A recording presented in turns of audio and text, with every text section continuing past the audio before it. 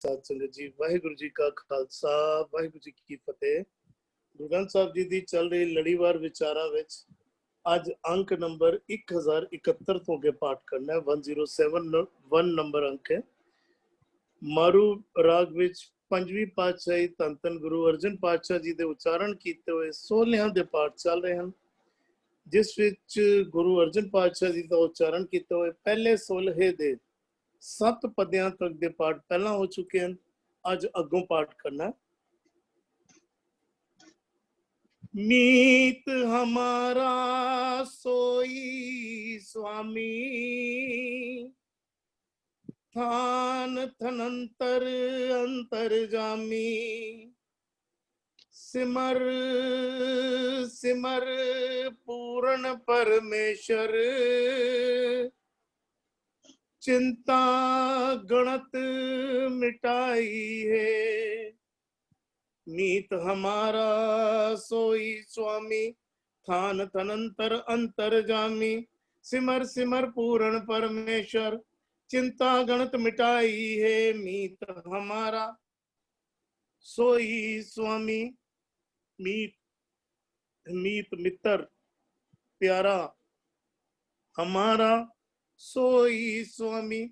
असी संसार विच बड़े रिश्ते बड़े नाते बड़े मित्र बनाउंदे हां और बड़ियां आस रखते हैं उन्हां तो, बड़ियां आशावां असी रखते हैं मन दे विच, जरूरत होएगी ते मेरे लिए कोई मददगार होएगा, मेरे नाल खड़ा होएगा, जरूरत होएगी ते मोढे नाल मोढा जोड़ के मेरे निकट खलोएगा। गुरु साहब कह रहे हैं मीत हमारा सोई स्वामी, कहंदे मैं उस परमात्मा नू मित्र बना लिया। हुण मेरा मित्र वो परमात्मा बन गया। हुण मैनू चिंतावां फिक्र मिट गईयां मेरियां। मैनू हुण आस जिहड़ी मैं बनाई है केवल तो केवल उस परमात्मा तो बना लिए। दुनियावी आशावां मन दे विचों मैं कढ दित्तियां। मीत हमारा सोई स्वामी, केड़ा स्वामी, केड़ा मालक, थान थनंतर अंतर जामी। अंतर जामी मतलब अंदर दी जानन वाला, हिरदे दी जानन वाला, कट कट दी जानन वाला, हर हिरदे दी जानन वाला। थान थनंतर, हर थान ते थनंतर, थनंतर तो पावे थाना दे विच। और कोई थां नहीं है, थाना दे विच कोई निक्का जा स्थान भी है ना कोई, उत्थे भी वो परमात्मा मौजूद है। जे मन की गल करिए थान तनंतर मन दे विच, ते मन दे कोने कोने विच वो हिरदे दी जानन वाला परमात्मा हर थां ते पूर्ण तौर ते समाया होया है। सिमर सिमर पूर्ण परमेश्वर, चिंता गणत मिटाई है। सिमर सिमर, सिमर दे रारे नू सियारिए, सिमर के सिमर सिमर के उस परमात्मा नू, किन्नू, पूर्ण परमेश्वर, पूर्ण परमेश्वर नू सिमर सिमर के चित विच वसा के याद करके उदे नाल सुरत जोड़ के असी सारा दिन संसार सिमरदे रहंदे हैं।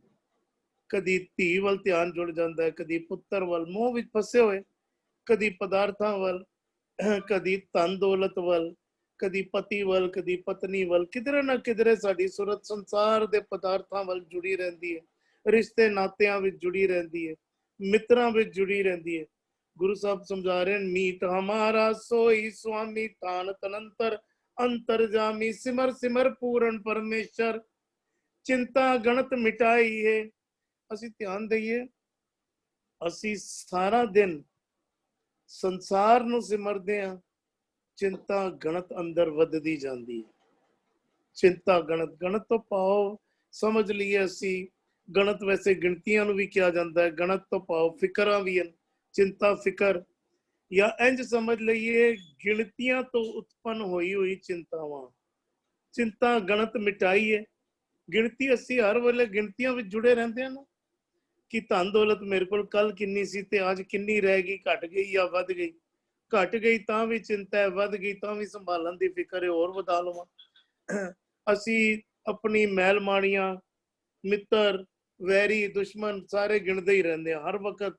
ਇੱਥੇ ਤੱਕ ਕਿ ਅਸੀਂ ਪਾਠ ਵੀ ਗਿਣ ਗਿਣ ਕੇ ਕਰਨੇ ਆਰੰਭ ਕਰਤੇ, ਗਿਣ ਗਿਣ ਕੇ ਗੁਰਦੁਆਰੇ ਮੰਦਿਰ ਜਾਣੇ ਆਰੰਭ ਕਰਤੇ ਹਨ, ਗਿਣਤੀਆਂ ਗਿਣ ਗਿਣ ਕੇ ਹਰ ਕਾਰ ਜਿੰਨੇ ਅਸੀਂ ਗਿਣ ਗਿਣ ਕੇ ਕਰਦੇ ਹਾਂ ਉਨੀਆਂ ਚਿੰਤਾਵਾਂ ਫਿਕਰਾਂ ਵੱਧਦੀਆਂ ਜਾਂਦੀਆਂ।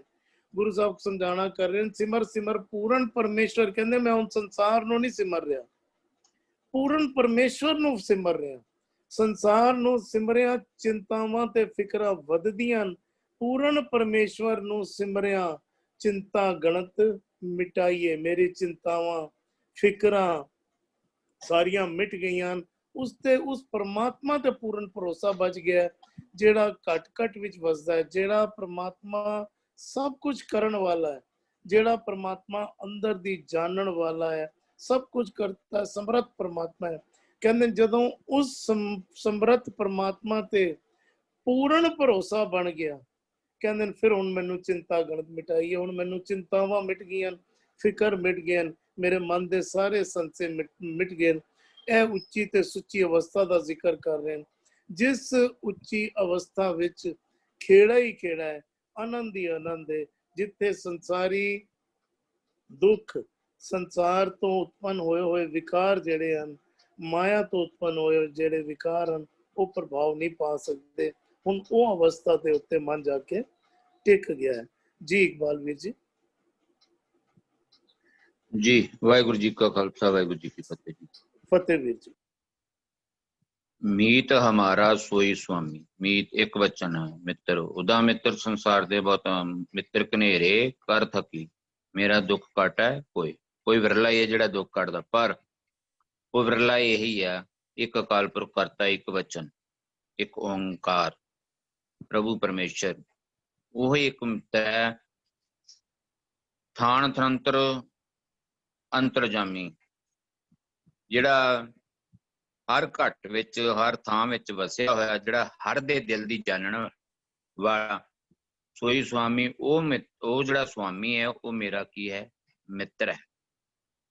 ਸਿਮਰ ਸਿਮਰ ਪੂਰਨ ਪਰਮੇਸ਼ਰ, ਪੂਰਨ ਜੋ ਹਰ ਸਮਰੱਥਾ ਦਾ ਮਾਲਕ ਹੋਵੇ, ਵਾਦ ਘਾਟ ਕਿਛ ਨਾਹੀਂ, ਪੂਰਨ ਤੌਰ।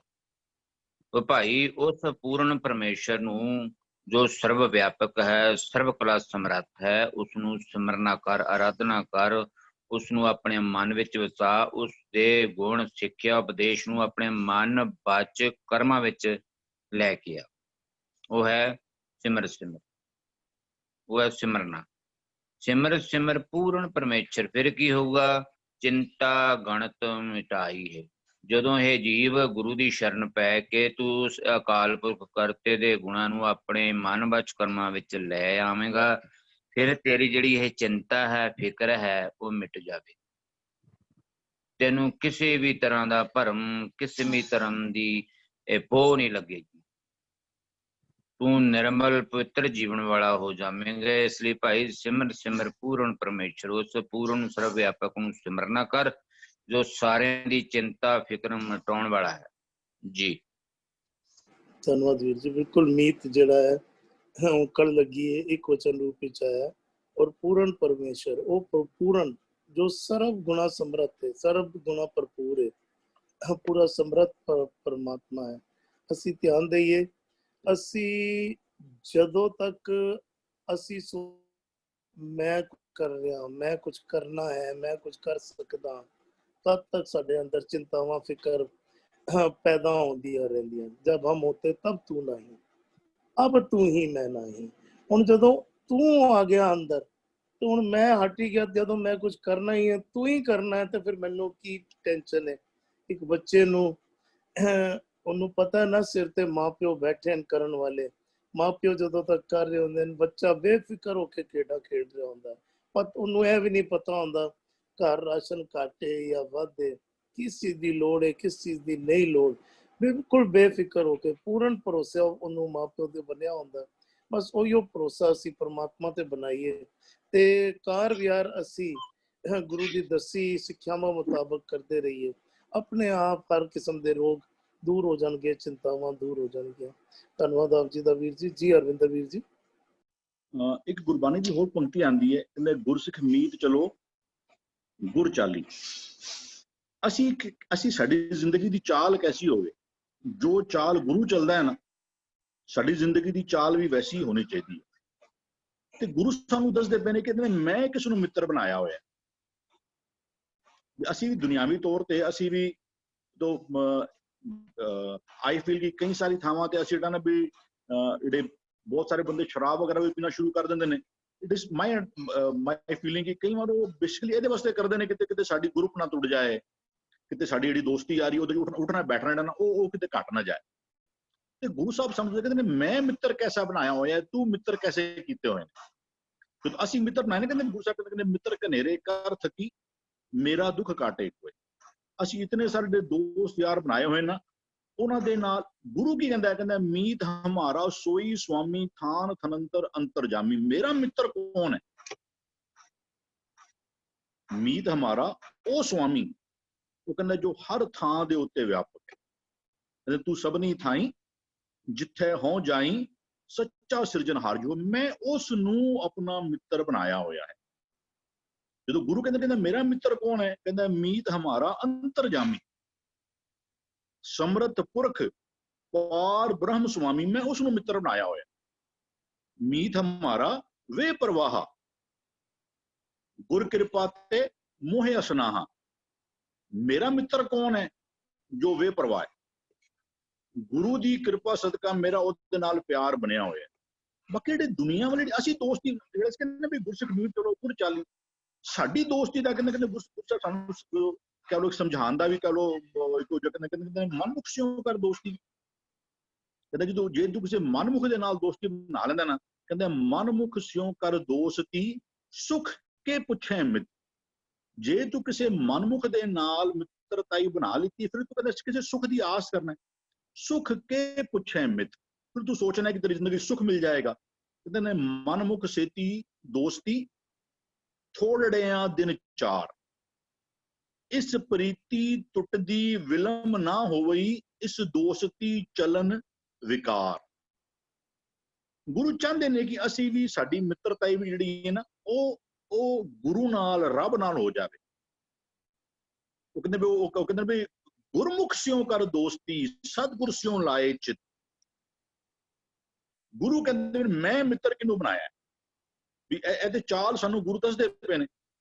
ਅਸੀਂ ਬਹੁਤਾਤ ਜਿਹੜਾ ਬਹੁਤਾਤ ਦਿਖਾਵੇ ਦੇ ਕੰਮ ਕਿਹਦੇ ਵਾਸਤੇ ਕਰਨੇ? ਮੈਂ ਕਹਿੰਦਾ ਮਿੱਤਰ ਦੇਖੋ ਕਹਿੰਦੇ ਕੰਮ ਨੂੰ ਲੋੜੇ ਸੋਨਾ ਰੂਪਾ। ਜਨਾਨੀ ਨੂੰ ਕੀ ਚਾਹੀਦਾ? ਸੋਨਾ ਚਾਂਦੀ ਰੂਪਾ ਸੋਨਾ ਰੂਪਾ। ਮਿੱਤਰ ਲੋੜੇਨ ਸੋ ਖਾਦਾਤਾ। ਦੋਸਤਾਂ ਨੂੰ ਕੀ ਚਾਹੀਦਾ? ਪਾਰਟੀਆਂ। ਇੱਥੇ ਬੈਠਾਂਗੇ ਅੱਜ ਉੱਥੇ ਜਾ ਕੇ ਉੱਥੇ ਪਾਰਟੀ ਕਹਿੰਦੇ ਕੰਮ ਨੂੰ ਲੋੜੇ ਸੋਨਾ ਰੂਪਾ ਮਿੱਤਰ ਲੋੜੇਨ ਸੋ ਖਾਦਾਤਾ। ਨਾਨਕ ਪਾਪ ਕਰੇ ਇਨ ਕਾਰਨ ਜਾਸੀ ਜੰਪੁਰ ਬਾਦਾਤਾ। ਗੁਰੂ ਕਹਿੰਦਾ ਮਿੱਤਰ ਕਿਹਨੂੰ ਬਣਾ? ਜੇ ਤੂੰ ਦੁਨਿਆਵੀ ਬਹੁਤ ਸਾਰੇ ਮਿੱਤਰ ਵੀ ਅੱਜ ਦੇ ਹੁੰਦੇ ਸਾਧਨ ਐਸੇ ਹੋ ਗਏ ਨੇ ਵੀ ਅਸੀਂ ਇੱਕ ਪਲੇਟਫਾਰਮ ਯੂਜ਼ ਕਰਨੇ ਪਏ ਤੇ ਦੂਜੇ ਪਲੇਟਫਾਰਮ ਦੇ ਫੇਸਬੁੱਕ ਦੇ ਫਰੈਂਡਸ ਵਗੈਰਾ ਇਤਨੇ ਮਤਲਬ ਸੈਂਕੜਿਆਂ ਵਿੱਚ ਫਰੈਂਡਸ ਨੇ। ਗੁਰੂ ਕਹਿੰਦਾ ਮਿੱਤਰ ਘਨੇਰੇ ਕਰ ਥਕੀ ਮੇਰਾ ਦੁੱਖ ਕਾਟੇ ਕੋਈ। ਇਹ ਇਸ ਤਰੀਕੇ ਦੀ ਜਿਹੜੀ ਦੋਸਤੀ ਹੈ ਨਾ ਕਿਸੇ ਕੰਮ ਨਹੀਂ ਆਉਣ ਲੱਗੀ। ਹਾਂ ਗੁਰਮੁਖ ਸਿਓ ਕਰ ਦੋਸਤੀ। ਅਦਰਵਾਈਜ਼ ਉਹ ਕਹਿੰਦੇ ਮਨਮੁਖਾਂ ਸੇਤੀ ਦੋਸਤੀ ਥੋੜੜਿਆਂ ਦਿਨ ਚਾਰ ਜੀਓ। ਇਸ ਪ੍ਰੀਤੀ ਟੁੱਟਦੀ ਵਿਲਮ ਨਾ ਹੋਵੇ। ਮੈਂ ਗੁਰੂ ਦੀ ਗੁਰੂ ਆਪਣਾ ਦੱਸਦੇ ਮੈਨੂੰ ਕਹਿੰਦੇ ਮੀਤ ਹਮਾਰਾ ਸੋਈ ਸੁਆਮੀ ਥਾਨ ਥਨੰਤਰ ਔਰ ਅੰਤਰਜਾਮੀ। ਸਾਰਿਆਂ ਦੇ ਘਟ ਦੇ ਅੰਦਰ ਦੀ ਜਾਣਨ ਵਾਲਾ ਹੈ। ਇਹ ਐਸਾ ਮੇਰਾ ਮਿੱਤਰ ਹੈ। ਸਾਡੇ ਵਾਸਤੇ ਇੱਕ ਪੂਰਨਾ ਹੈ ਕਿ ਅਸੀਂ ਵੀ ਉਸ ਨੂੰ ਆਪਣਾ ਮਿੱਤਰ ਯਾਰ ਬਣਾਈਏ। ਉਸ ਨੂੰ ਜਿਹਦਾ ਉਹ ਸੱਜਣ ਬਣ ਜਾਂਦਾ ਹੈ ਨਾ, ਫਿਰ ਉਹ ਕਹਿੰਦੇ ਜਾਂ ਕਾ ਅਮੀਰ ਸਾਜਨ ਹੈ ਸਮੀਆਂ। ਕਹਿੰਦਾ ਤਿਸ ਜਨ ਕੋ ਕਹੋ ਕਾਂ ਕੀ ਕਮੀਆਂ। ਜਿਹਦਾ ਮਿੱਤਰ ਉਹ ਰੱਬ ਬਣ ਜਾਏ ਨਾ, ਉਹਦੇ ਬਾਰੇ ਦੇ ਵੀ ਉਹ ਕਹਿੰਦੇ ਜੋ ਪ੍ਰਭ ਕੀਨੇ ਆਪਨੇ ਸੋਈ ਕਹੀਏ ਧਨ। ਤੇ ਲਾਸਟ ਜਿਹੜਾ ਕਹਿੰਦੇ ਵੀ ਸਿਮਰ ਸਿਮਰ ਪੂਰਨ ਪਰਮੇਸ਼ਰ। ਵੀ ਗੁਰੂ ਸ਼ਬਦ ਦੇ ਰਾਹੀਂ ਬਾਣੀ ਦੇ ਰਾਹੀਂ ਜਦੋਂ ਮੈਂ ਉਸ ਪ੍ਰਮਾਤਮਾ ਨੂੰ ਜਿਹਨੂੰ ਮੈਂ ਮੇਰਾ ਮਿੱਤਰ ਬਣਾ ਲਿੱਤਾ ਹੋਇਆ, ਸਿਮਰ ਸਿਮਰ ਪੂਰਨ ਪਰਮੇਸ਼ਰ। ਕਹਿੰਦਾ ਚਿੰਤਾ ਗਣਤ ਮੈਂ ਆਪਣੀ ਜ਼ਿੰਦਗੀ ਚ ਮੈਂ ਜਦੋਂ ਰੱਬ ਨੂੰ ਚੇਤਾ ਕਰਨਾ ਨਾ ਤਾਂ ਭੋ ਕਾਹੇ ਕਾ ਹੋਏ। ਜਿਹੜੇ ਕੱਲ ਵੀ ਕੋਈ ਲਾਈਨ ਸੀ ਕਹਿੰਦੇ ਫਿਰ ਮੇਰੀਆਂ ਚਿੰਤਾ ਖਤਮ ਹੋ ਜਾਂਦੀਆਂ। ਜਬ ਇਨ ਕਰਨੇ ਹਾਰ ਪਛਾਤਾ ਤਬ ਇਸਕੋ ਨਾ ਹੀ ਕਛਤਾਤਾ। ਜਦੋਂ ਉਹ ਮਾਲਕ, ਜਦੋਂ ਮੈਨੂੰ ਇਹ ਅਹਿਸਾਸ ਹੋ ਗਿਆ, ਭਰੋਸਾ ਹੋ ਗਿਆ, ਉਹ ਮਾਲਕ ਹੀ ਕਰਨ ਵਾਲਾ ਹੈ, ਵਿਚ ਕਰਤਾ ਪੁਰਖ ਖਲੋਵਾ ਵਾਲ ਨਾ ਵਿੰਗਾ। ਔਰ ਜੋ ਉਹਨੂੰ ਮੈਂ, ਜੇ ਤੇ ਮੈਂ ਉਹਨੂੰ ਮਿੱਤਰ ਨਾ ਬਣਾਇਆ, ਫਿਰ ਤੇ ਮੇਰੀ ਜ਼ਿੰਦਗੀ ਜੋ ਹਾਲ ਹੋਣੇ ਨੇ ਉਹ ਵੀ ਸਾਨੂੰ ਗੁਰੂ ਦੱਸੀ ਜਾਂਦਾ ਪਿਆ। ਤੇ ਜੇ ਉਹਨੂੰ ਮੈਂ ਮਿੱਤਰ ਬਣਾ ਲਵਾਂ, ਕਹਿੰਦੇ ਐਸੇ ਪਰਮਾਤਮਾ ਨੂੰ ਜਦੋਂ ਮੈਂ ਸਿਮਰਨਾ ਵਾ, ਉਹਨੂੰ ਆਪਣੇ ਉਹ ਕਹ ਲੋ ਆਪਣੀ ਚੇਤਨਤਾ ਵਿੱਚ ਹਮੇਸ਼ਾ ਸਾਂਭ ਕੇ ਰੱਖਣਾ ਵਾ। ਸਿਮਰ ਸਿਮਰ ਪੂਰਨ ਪਰਮੇਸ਼ਰ। ਕਹਿੰਦੇ ਚਿੰਤਾ ਗਣਤ ਵਗੈਰਾ ਵੀ ਜੀ ਬਹੁਤ ਚਿਰ ਐਕਸਪਲੇਨ ਕਰਦੇ, ਬਸ ਵੀ ਕਾਂਸਟੈਂਟ ਇਹਦੇ ਕੋਲ ਇਤਨਾ ਪੈਸਾ ਆਣਾ ਹੈ, ਇਹਨੂੰ ਇਤਨਾ ਦੇਣਾ, ਸਾਡਾ ਦਿਨ ਭਰ ਸਾਡਾ ਉਹ ਵਾਲਾ ਸਿਮਰਨ ਨਹੀਂ ਹੁੰਦਾ। ਅਸੀਂ ਪ੍ਰਭ ਦਾ ਸਿਮਰਨ ਕਰਨਾ ਸੀ। ਸਾਡਾ ਸਿਮਰਨ ਕਿਹਦਾ ਚੱਲਦਾ ਪਿਆ? अच्छा 2 महीने बाद ब्याह है, अच्छा इन करना है तो आ जाएगा, इतना पैसा आना है तो साडा ਉਹ ਵਾਲਾ ਸਿਮਰਨ ਚੱਲੀ ਜਾਂਦਾ ਪਿਆ, ਸਾਡੀ ਇਹ ਵਾਲੀ ਗਣਤ ਚੱਲੀ ਜਾਂਦੀ ਪਈ। ਗੁਰੂ ਕਹਿੰਦੇ ਜਦੋਂ ਤੂੰ ਰੱਬ ਨੂੰ ਸਿਮਰੇ, ਕਹਿੰਦੇ ਮਿਟ ਗਈ ਚਿੰਤਾ ਸਿਮਰ ਅਨੰਤਾ, ਸਾਗਰ ਤਰਿਆ ਭਾਈ। ਜਦੋਂ ਤੂੰ ਗੁਰੂ ਨੂੰ ਸਿਮਰਨਾ ਸ਼ੁਰੂ ਕਰ ਦੇਗਾ, ਫਿਰ ਤੇਰੀਆਂ ਕਹਿੰਦਾ ਵੀ ਸਿਮਰ ਸਿਮਰ ਗੁਰ ਸਤਿਗੁਰ ਆਪਣਾ ਸਗਲਾ ਦੁੱਖ ਮਿਟਾਇਆ। ਜਦੋਂ ਤੂੰ ਗੁਰੂ ਨੂੰ ਰੱਬ ਨੂੰ ਸਿਮਰਨਾ, ਉਹ ਕਹਿੰਦੇ ਬਾਬਾ ਨਾਨਕ ਪ੍ਰਭ ਸ਼ਰਨਾਈ ਸਭ ਚਿੰਤਾ ਗਣਤ ਮਿਟਾਈ।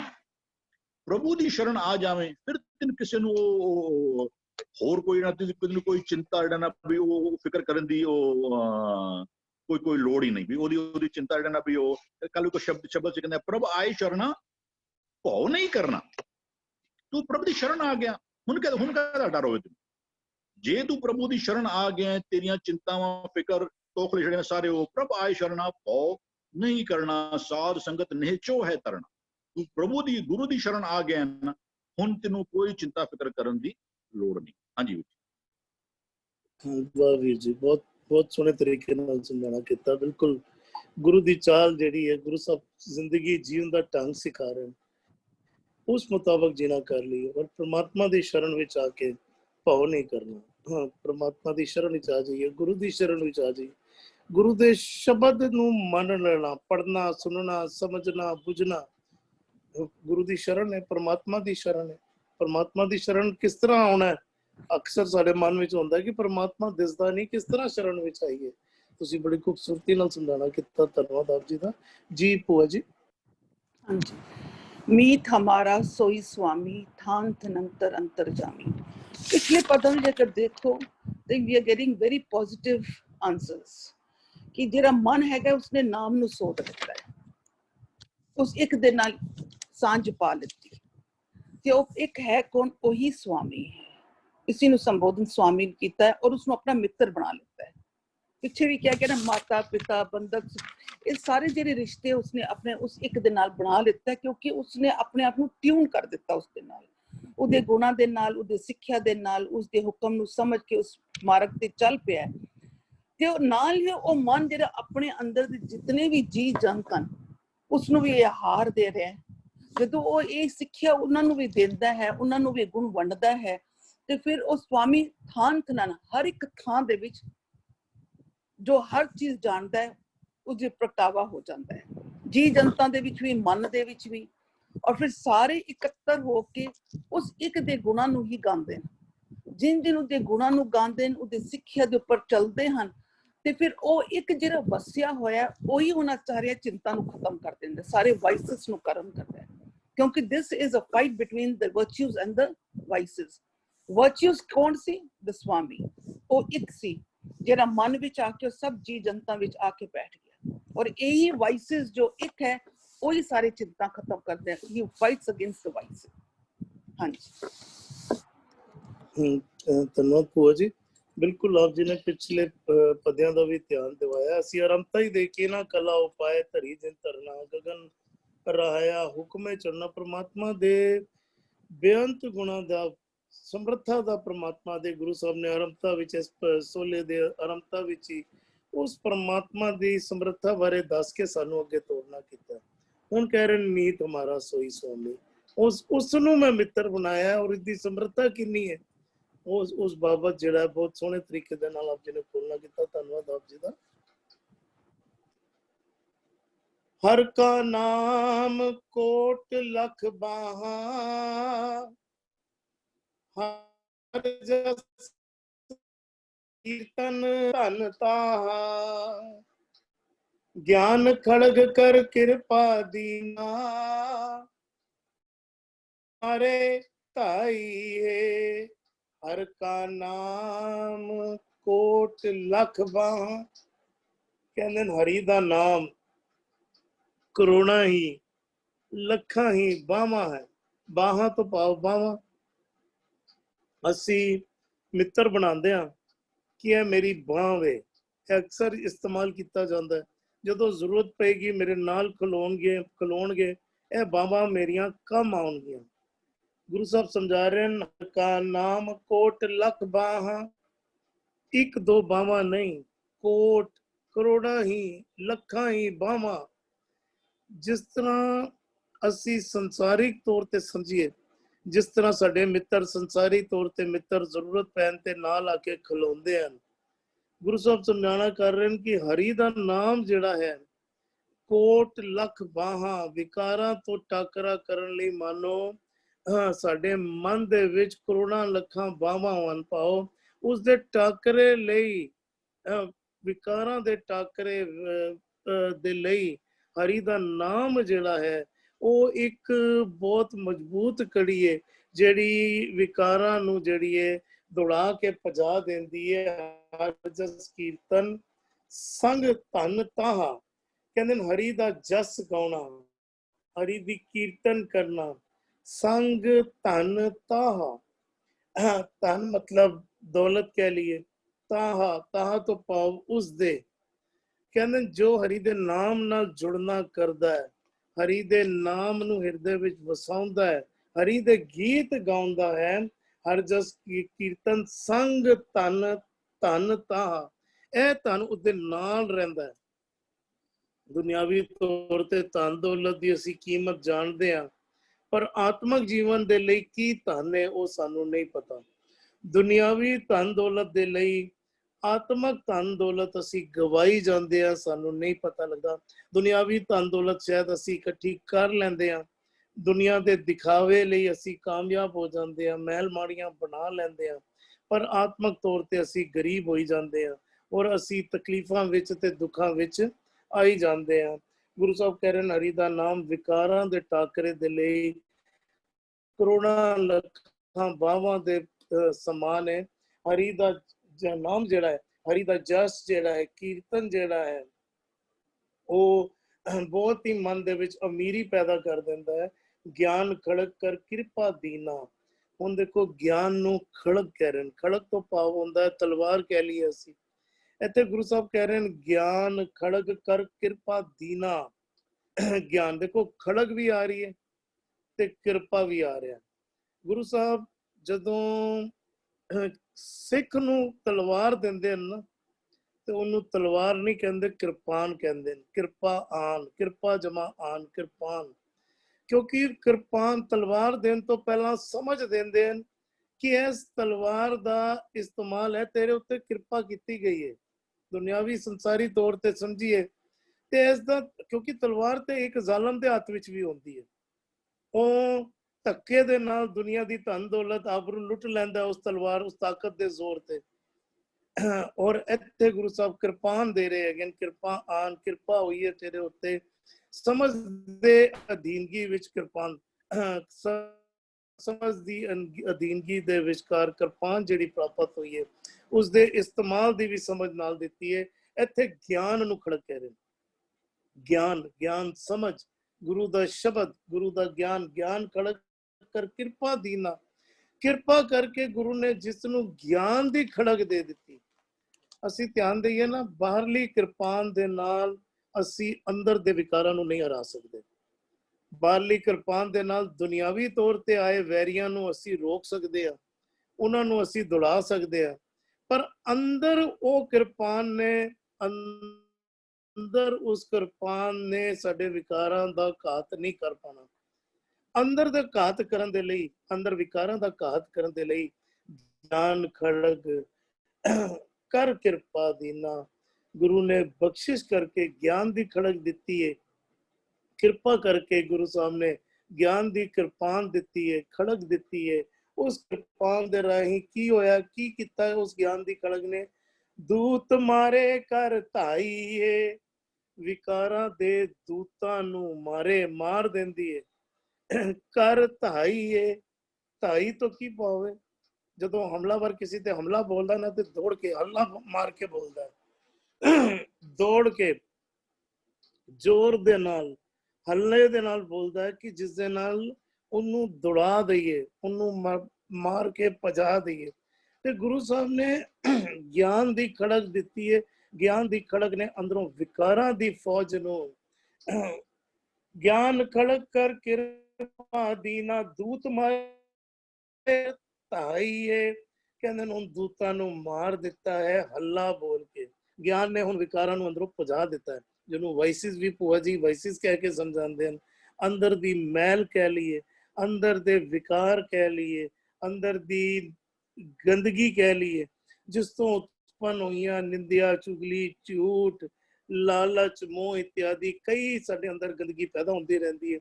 ਇੰਝ ਸਮਝ ਲਈਏ ਗੁਰੂ ਦੇ ਸ਼ਬਦ ਨੇ ਅੰਦਰ ਸਾਨੂੰ ਝਾੜੂ ਲਗਾ ਕੇ ਸਫਾਈ ਕਰ ਦਿੱਤੀ ਹੈ। ਗਿਆਨ ਦੀ ਕੜਕ ਨੇ ਅੰਦਰੋਂ ਸਾਰੇ ਵੈਰੀਆਂ ਦਾ ਨਾਸ਼ ਕਰ ਦਿੱਤਾ ਹੈ, ਮਾਰ ਦਿੱਤਾ ਸਾਰਿਆਂ ਦਾ। ਜੀ ਇਕਬਾਲ ਵੀਰ ਜੀ। ਜੀ ਹਰ ਕਾ ਨਾਮ ਕੋਟ ਲੱਖ ਬਾਹਾ। ਹਰੀ ਪ੍ਰਮਾਤਮਾ ਦਾ ਜਿਹੜਾ ਨਾਮ ਹੈ ਜੀਵ ਵਾਸਤੇ ਇੰਝ ਹੈ ਜਿਵੇਂ ਕਰੋੜਾਂ ਲੱਖਾਂ ਬਾਹਾਂ ਹੋਣ। ਭਾਵ ਹਰੀ ਦਾ ਪ੍ਰਮਾਤਮਾ ਦਾ ਨਾਮ ਹੀ ਜੀਵ ਦਾ ਸਾਥੀ ਮਿੱਤਰ ਹੈ, ਸਹਾਇਕ ਹੈ। ਹਰ ਜਸ ਕੀਰਤਨ ਸੰਗ ਧਨ ਤਾਹਾਂ।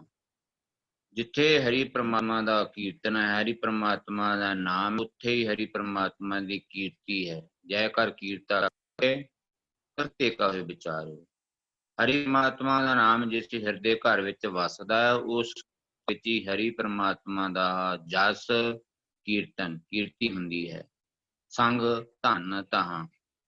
ਇਹ ਜਿਹੜਾ ਨਾਮ ਧਨ ਹੈ ਇਹ ਉਸ ਹਿਰਦੇ ਘਰ ਵਿੱਚ ਹੀ ਹੈ ਜਿੱਥੇ ਹਰੀ ਪ੍ਰਮਾਤਮਾ ਦਾ ਨਾਮ ਸਤ ਸੰਗਤ ਵਿੱਚ ਲਿਆ ਜਾਂਦਾ ਹੈ।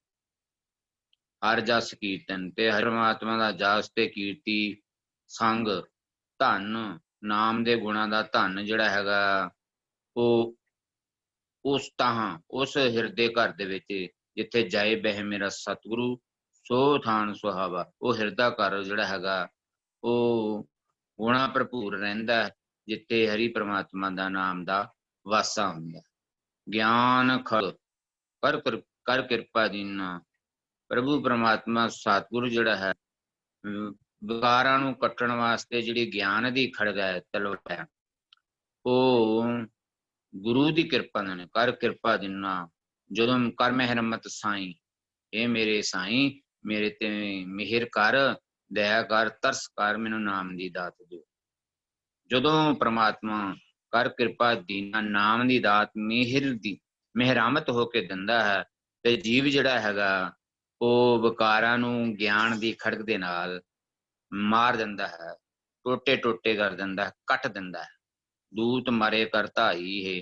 ਜਿਹੜੇ ਵਿਕਾਰਾਂ ਦੇ ਦੂਤ ਹਨ ਉਹਨੂੰ ਫਿਰ ਗਿਆਨ ਦੀ ਖੜਕ ਲੈ ਕੇ ਉਹਦੀ ਸ਼ਰਨ ਪੈ ਕੇ ਧਾਈ ਪੂਰੇ ਜ਼ੋਰ ਨਾਲ ਪੂਰੀ ਸਮਰੱਥਾ ਦੇ ਨਾਲ ਉਹਨਾਂ ਵਿਕਾਰਾਂ ਨੂੰ ਖਤਮ ਕਰਦਾ ਹੈ, ਟੋਟੇ ਟੋਟੇ ਕਰਦਾ ਹੈ। ਭਾਵ ਆਪਣੇ ਮਨ ਤੋਂ ਪਰੇ ਕਰ ਦਿੰਦਾ ਹੈ ਤੇ ਮਨ ਨੂੰ ਨਿਰਮਲ ਪਵਿੱਤਰ ਕਰ ਲੈਂਦਾ ਹੈ। ਜੀ ਧੰਨਵਾਦ ਵੀਰ ਜੀ। ਆਪ ਜੀ ਨੇ ਬਿਲਕੁਲ ਧਨ ਸੰਗ ਧਨ ਤਾਹਾਂ ਉਸ ਸਿਰ ਦੇ ਘਰ ਦੇ ਵਿੱਚ ਰਿਲੇਟ ਕਰਕੇ ਬਹੁਤ ਸੋਹਣਾ ਆਪ ਜੀ ਨੇ ਸਮਝਾਣਾ ਕੀਤਾ। ਧੰਨਵਾਦ ਆਪ ਜੀ ਦਾ। ਜੀ ਅਰਵਿੰਦਰ ਵੀਰ ਜੀ। ਇਸ ਤੋਂ ਪਹਿਲਾਂ ਵੀ ਪਤਾ ਗਿਆ ਸੀ ਨਾ, ਜਿੱਥੇ ਗੁਰੂ ਕਹਿ ਰਹੇ ਸਨ ਵੀ ਮੈਂ ਮੇਰਾ ਮਿੱਤਰ ਕਿਸ ਨੂੰ ਬਣਾਇਆ ਹੋਇਆ। ਅਸੀਂ ਆਮ ਤੌਰ ਤੇ ਕਹਿੰਦੇ ਵੀ ਮੇਰੇ ਮਿੱਤਰ ਮੇਰੀਆਂ ਬਾਹਾਂ ਨੇ, ਵੀ ਲੋੜ ਪੈਣ ਦੇ ਉੱਤੇ ਇਹ ਮੇਰੇ ਕੰਮ ਆਉਣਗੇ। ਕਿਸੇ ਰੱਬ ਨਾ ਕਰੇ ਕੋਈ ਮੁਸੀਬਤ ਆ ਜਾਵੇ, ਇੰਗਲਿਸ਼ 'ਚ ਵੀ ਕਹਾਵਤ ਕਹਿੰਦੇ friend in need is friend in deed. ਲੋੜ ਪੈਣ ਦੇ ਉੱਤੇ ਮਿੱਤਰ ਜਿਹੜੇ ਨੂੰ ਕੰਮ ਆਉਂਦੇ ਨੇ। ਜਿਹੜਾ ਗੁਰੂ ਸਾਨੂੰ ਸਮਝਾਉਣਾ ਚਾਹੁੰਦੇ ਨੇ ਵੀ ਮੈਂ ਕਿਸ ਨੂੰ ਮਿੱਤਰ ਬਣਾਇਆ ਹੋਇਆ ਹੈ, ਤੂੰ ਬਾਕੀ ਕਿਸ ਨੂੰ ਮਿੱਤਰ ਬਣਾਇਆ ਹੋਇਆ ਨਾ। ਵੀ ਇੱਥੇ ਵੀ ਕਹਿੰਦੇ ਵੀ ਤੂੰ ਜਿਹੜੇ ਦੁਨਿਆਵੀ ਮਿੱਤਰ ਜਿਨ੍ਹਾਂ ਨੂੰ ਤੂੰ ਆਪਣੀ ਬਾਹਾਂ ਸਮਝਣਾ ਪਿਆ ਨਾ, ਤੇ ਗੁਰੂ ਸਾਹਿਬ ਕਹਿੰਦੇ ਉਸ ਦੇ ਉਲਟ ਜੇ ਤੂੰ ਪਰਮਾਤਮਾ ਦੇ ਨਾਮ ਨੂੰ ਆਪਣੀਆਂ ਬਾਹਾਂ ਬਣਾ ਲਵੇਂ, ਪਰਮਾਤਮਾ ਦੇ ਨਾਮ ਦਾ ਆਸਰਾ ਤੱਕ ਲਵੇਂ, ਉਹਨੂੰ ਕਦੀ ਫੇਲ ਨਹੀਂ ਹੁੰਦੇਗਾ। ਹਰ ਕਾ ਨਾਮ ਜਿਸ ਨੇ ਮਨੋ ਪਰਮਾਤਮਾ ਦੇ ਨਾਮ ਨੂੰ ਫੜ ਲਿਆ ਉਹਦੇ ਕੋਲ ਮਨੋ ਕਰੋੜਾਂ ਬਾਹਾਂ ਭਈ ਉਹਦਾ ਸਾਥ ਨਿਭਾਉਣ ਵਾਸਤੇ ਉਹਦੀ ਜ਼ਿੰਦਗੀ ਅੰਦਰ ਐਸੇ ਬਹੁਤ ਸਾਰੇ ਥਾਵਾਂ ਤੇ ਕਹਿੰਦੇ ਨੇ ਵੀ ਜੈ ਜੈ ਮਾਤ ਪਿਤਾ ਸੁਤ ਮੀਤ ਨਾ ਪਾਈ ਮਨ ਤੁਆ ਨਾਮ ਤੇਰੇ ਸੰਗ ਸਹਾਈ ਜਾਂ ਮਾਂ ਭਿਆਨ ਦੂਧ ਜੰਮ ਲੈ ਤੈਂ ਕੇਵਲ ਨਾਮ ਸੰਗ ਤੇਰੇ ਚਲੇ। ਗੁਰੂ ਵਿਸ਼ਵਾਸ ਸਮਝਾਉਂਦੇ ਪਏ ਨੇ ਕਿ ਜਿੱਤੇ ਹੋਰ ਤੇਰਾ ਕਹਿੰਦੇ ਵੀ ਜਿੱਤੇ ਹੋਰ ਕੋਈ ਤੇਰਾ ਸਾਥੀ ਨਹੀਂ ਹੋ ਸਕਦਾ ਨਾ ਉੱਥੇ ਵੀ ਨਾਮ ਤੇਰਾ ਸਹਾਇਕ ਹੋਏਗਾ। ਨਾਮ ਰੱਬੀ ਹੁਕਮ ਨੇ। ਗੁਰੂ ਕੋਲੋਂ ਦੱਸੀ ਹੋਈ ਜੀਵਨ ਜਾਚ ਨੂੰ ਅਸੀਂ ਨਾਮ ਕਹਿੰਦੇ ਪਏ ਹਾਂ। ਇਹ ਸਤ ਸੰਤੋਖ ਦਇਆ ਧਰਮ ਧੀਰਜ ਹਲੇਮੀ ਇਹ ਵਾਲੀ ਜਿਹੜੀ ਜੀਵਨ ਜਾਚ ਹੈ ਇਹ ਨਾਮ ਦੀ ਸਿੱਖਿਆ ਹੈ। ਇਹ ਤੈਨੂੰ ਜ਼ਿੰਦਗੀ ਵਿੱਚ ਹਰ ਥਾਂ ਦੇ ਉੱਤੇ ਕਹਿੰਦੇ ਹਰ ਕਾ ਨਾਮ ਕੋਟ ਲੱਖ ਬਾਹ ਜਿੱਥੇ ਇਹ ਨਾਮ ਦੇ ਆਸਰੇ ਨਾ ਉਹ ਜਿਹੜਾ ਭਗਤ ਰਵਿਦਾਸ ਜੀ ਦਾ ਸ਼ਬਦ ਦੇ ਉੱਤੇ ਕਹਿੰਦੇ ਨੇ ਮੇਰੀ ਜਾਤ ਕੁੱਟ ਪਾਦਲਾ ਢੋਰ ਢਵੰਤਾ। ਮੇਰਾ ਪੇਸ਼ਾ ਕੀ ਸੀ? ਮਰੇ ਹੋਏ ਜਾਨਵਰਾਂ ਨੂੰ ਢੋਣਾ। ਮੇਰੀ ਜਾਤ ਕੁੱਟ ਬਾਦਲਾ ਢੋਰ ਢਵੰਤਾ ਨਿਤੇ ਬਨਾਰਸੀ ਆਸ ਪਾਸਾ ਕਹਿੰਦੇ ਅਬ ਵਿਪਰ ਪ੍ਰਧਾਨ ਤਹਿ ਕਰੇ ਡੰਡੋਤ ਤੇਰੇ ਨਾਏ ਸ਼ਰਨਾਏ ਰਵਿਦਾਸ ਦਾਸਾ। ਜਦੋਂ ਮੈਂ ਤੇਰੀ ਨਾਮ ਦੀ ਸ਼ਰਨ ਆ ਗਿਆ ਨਾ ਮੇਰੀ ਜ਼ਿੰਦਗੀ ਵਿੱਚ ਕੀ ਕਲਾ ਵਰਤੀ? ਕਹਿੰਦੇ ਅਬ ਵਿਪਰ ਪ੍ਰਧਾਨ ਤਹਿ ਕਰੇ ਡੰਡੋਤ ਮੈਂ ਤੇ ਮੇਰਾ ਕੰਮ ਸੀ ਢੋਰ ਢਵੰਤਾ ਜਿਹਨੂੰ ਹੋਰ ਤਾਂ ਕਹਿੰਦੇ ਜਿਸ ਨੀਚ ਕੋ ਕੋਈ ਨਾ ਜਾਣੇ ਕਹਿੰਦੇ ਨਾਮ ਜਪਤ ਉਹ ਚੌਕੁੰਠ ਮਾਨੇ। ਨਾਮ ਵਿੱਚ ਸ਼ਕਤੀ ਨਾਮ ਨੂੰ ਆਪਣੀਆਂ ਬਾਹਾਂ ਬਣਾਓ।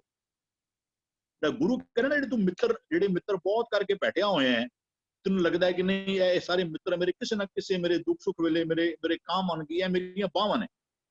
ਗੁਰੂ ਕਹਿ ਰਹੇ ਨਹੀਂ ਕਹਿੰਦੇ ਵੀ ਕਹਿੰਦੇ ਨਾਮ ਨੂੰ ਕਹਿੰਦੇ ਮੈਂ ਧਰ ਸੱਚੇ ਨਾਮ ਕੀ ਹਰ ਨਾਮ ਰਹਾ ਲਿਵ ਲਾਏ।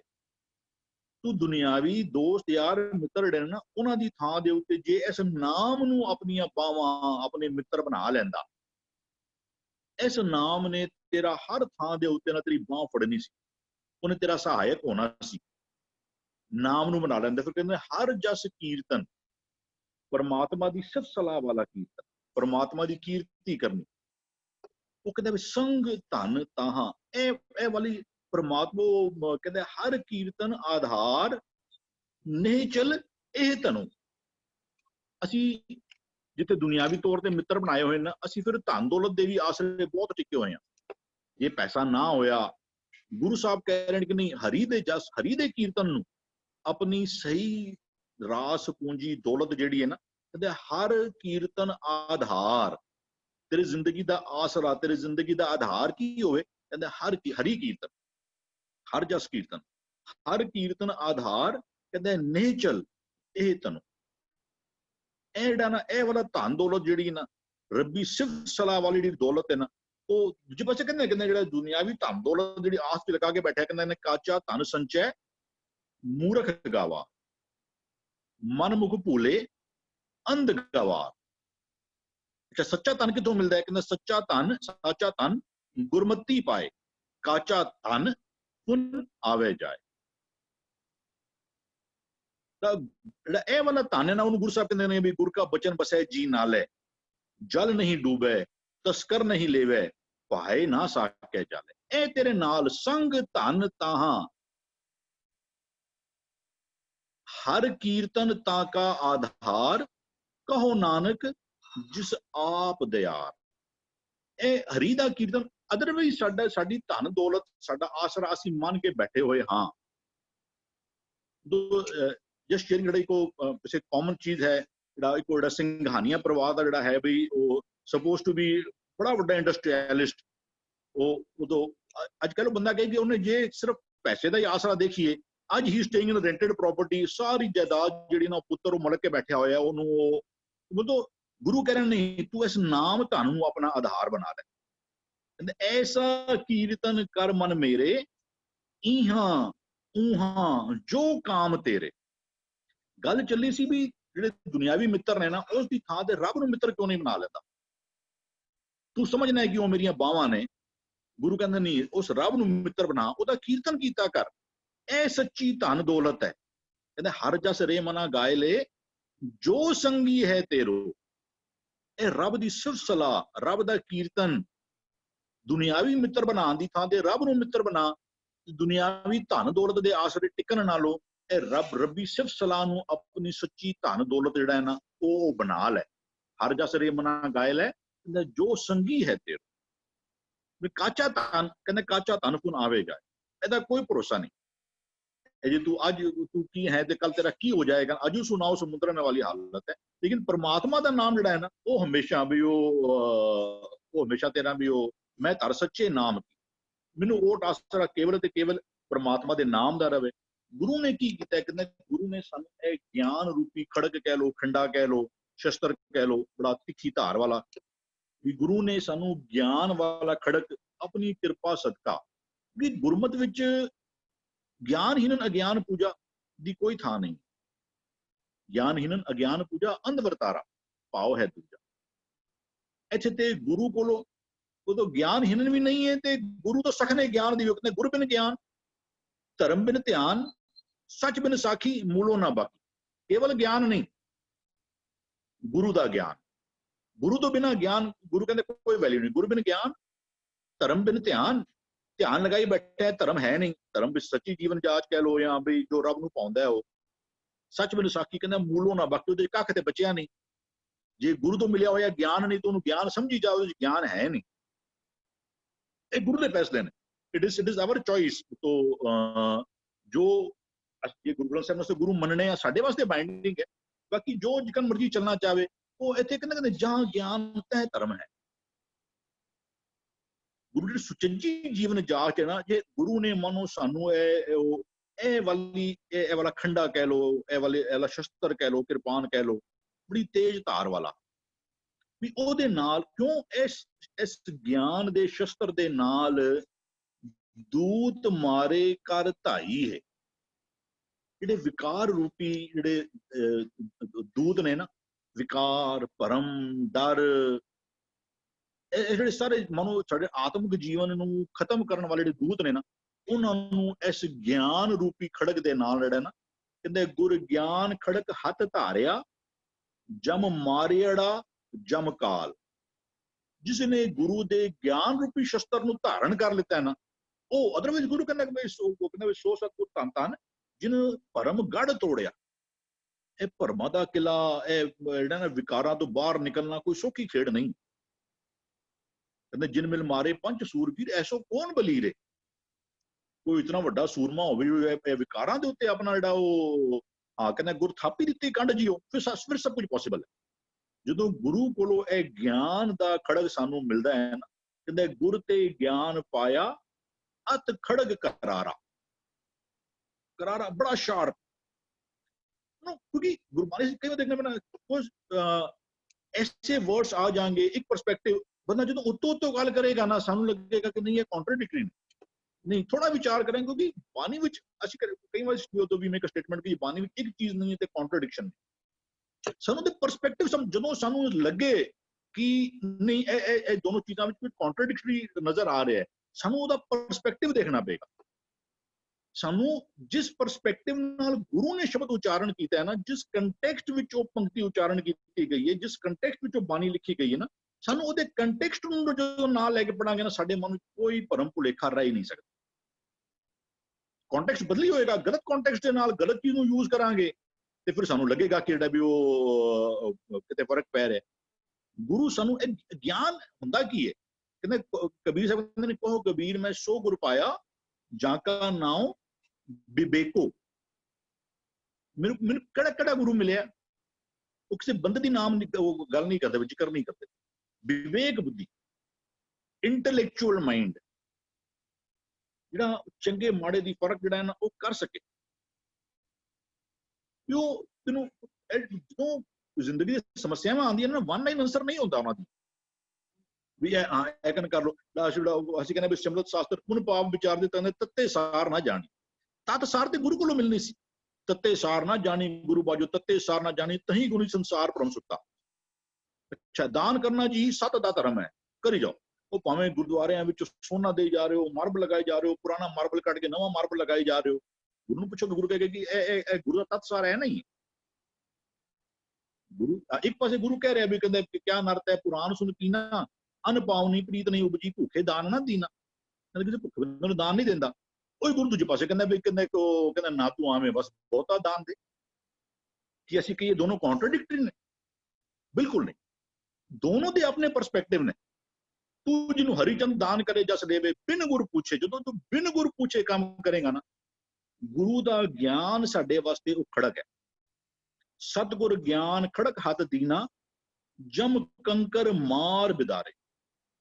ਗੁਰੂ ਦੇ ਗਿਆਨ ਰੂਪੀ ਸ਼ਸਤਰ ਦੇ ਰਾਹੀਂ ਇਹ ਜਿਹੜੇ ਵਿਕਾਰ, ਜਿਹੜੇ ਭਰਮ, ਡਰ, ਚਿੰਤਾ, ਇਹ ਸਾਰੇ ਜਿਹੜੇ ਨੇ ਨਾ, ਜੋ ਸਾਡੇ ਹੋਰ ਪਰਮਾਤਮਾ ਦੇ ਮਿਲਾਪ ਦੇ ਵਿਚਕਾਰ ਇੱਕ ਮਨੋਕੰਧ ਦਾ ਕੰਮ ਪੇ ਕਰਦੇ ਨੇ। ਗੁਰੂ ਦੇ ਗਿਆਨ ਦੇ ਸਦਕਾ, ਗੁਰੂ ਦੇ ਗਿਆਨ ਦੇ ਸ਼ਸਤਰ ਦੇ ਸਦਕਾ ਅਸੀਂ ਇਹਨਾਂ ਨੂੰ ਕਹਿੰਦੇ ਦੂਤ ਮਾਰੇ ਕਰ ਪਿੱਛੇ ਦੌੜ ਕੇ, ਕਹਿੰਦਾ ਉਹਨੂੰ ਭਜਾ ਕੇ ਮਾਰਿਆ, ਉਹਦੇ ਪਿੱਛੇ ਉਹਨੂੰ ਭਜਾ ਕੇ ਮਾਰਤਾ ਉਹਨਾਂ ਨੂੰ। ਉਹ ਇੱਕ ਹੁੰਦਾ ਡਰ ਕੇ, ਇੱਕ ਹੁੰਦਾ ਡਿਫੈਂਸਿਵ, ਇੱਕ ਹੁੰਦਾ ਆਫੈਂਸਿਵ। ਉਦੋਂ ਮੈਂ ਕੋਈ ਬੈਠਿਆ ਨਹੀਂ, ਮੈਂ ਗੁਰੂ ਦੇ ਗਿਆਨ ਦਾ ਸ਼ਸਤਰ ਮੇਰੇ ਕੋਲ ਸੀ। ਕਹਿੰਦੇ ਦੂਤ ਮਾਰੇ ਕਰ, ਮੈਂ ਧਾਵਾ ਬੋਲ ਕੇ ਜਿਹੜੇ ਦੁਸ਼ਮਣ ਨੇ, ਜਿਹੜੇ ਵਿਕਾਰ ਵਗੈਰਾ ਸਨ, ਉਹਨਾਂ ਤੇ ਮੈਂ ਹਮਲਾ ਕਰ ਦਿੱਤਾ। ਹਾਂਜੀ ਵੀਰ ਜੀ। ਧੰਨਵਾਦ ਵੀਰ ਜੀ, ਬੜੀ ਬਰੀਕੀ ਦੇ ਨਾਲ ਆਪ ਜੀ ਨੇ ਇੱਕ ਗੱਲ ਖੋਲ ਕੇ ਸਮਝਾਣਾ ਕੀਤੀ ਹੈ। ਬਿਲਕੁਲ ਗੁਰੂ ਦੇ ਸ਼ਬਦ ਵਿੱਚ ਕੰਟਰਡਿਕਸ਼ਨ ਨਹੀਂ ਹੈ। ਗੁਰੂ ਸਾਹਿਬ ਨੇ ਹਰ ਪੱਖ ਨੂੰ ਖੋਲਣਾ ਕੀਤਾ।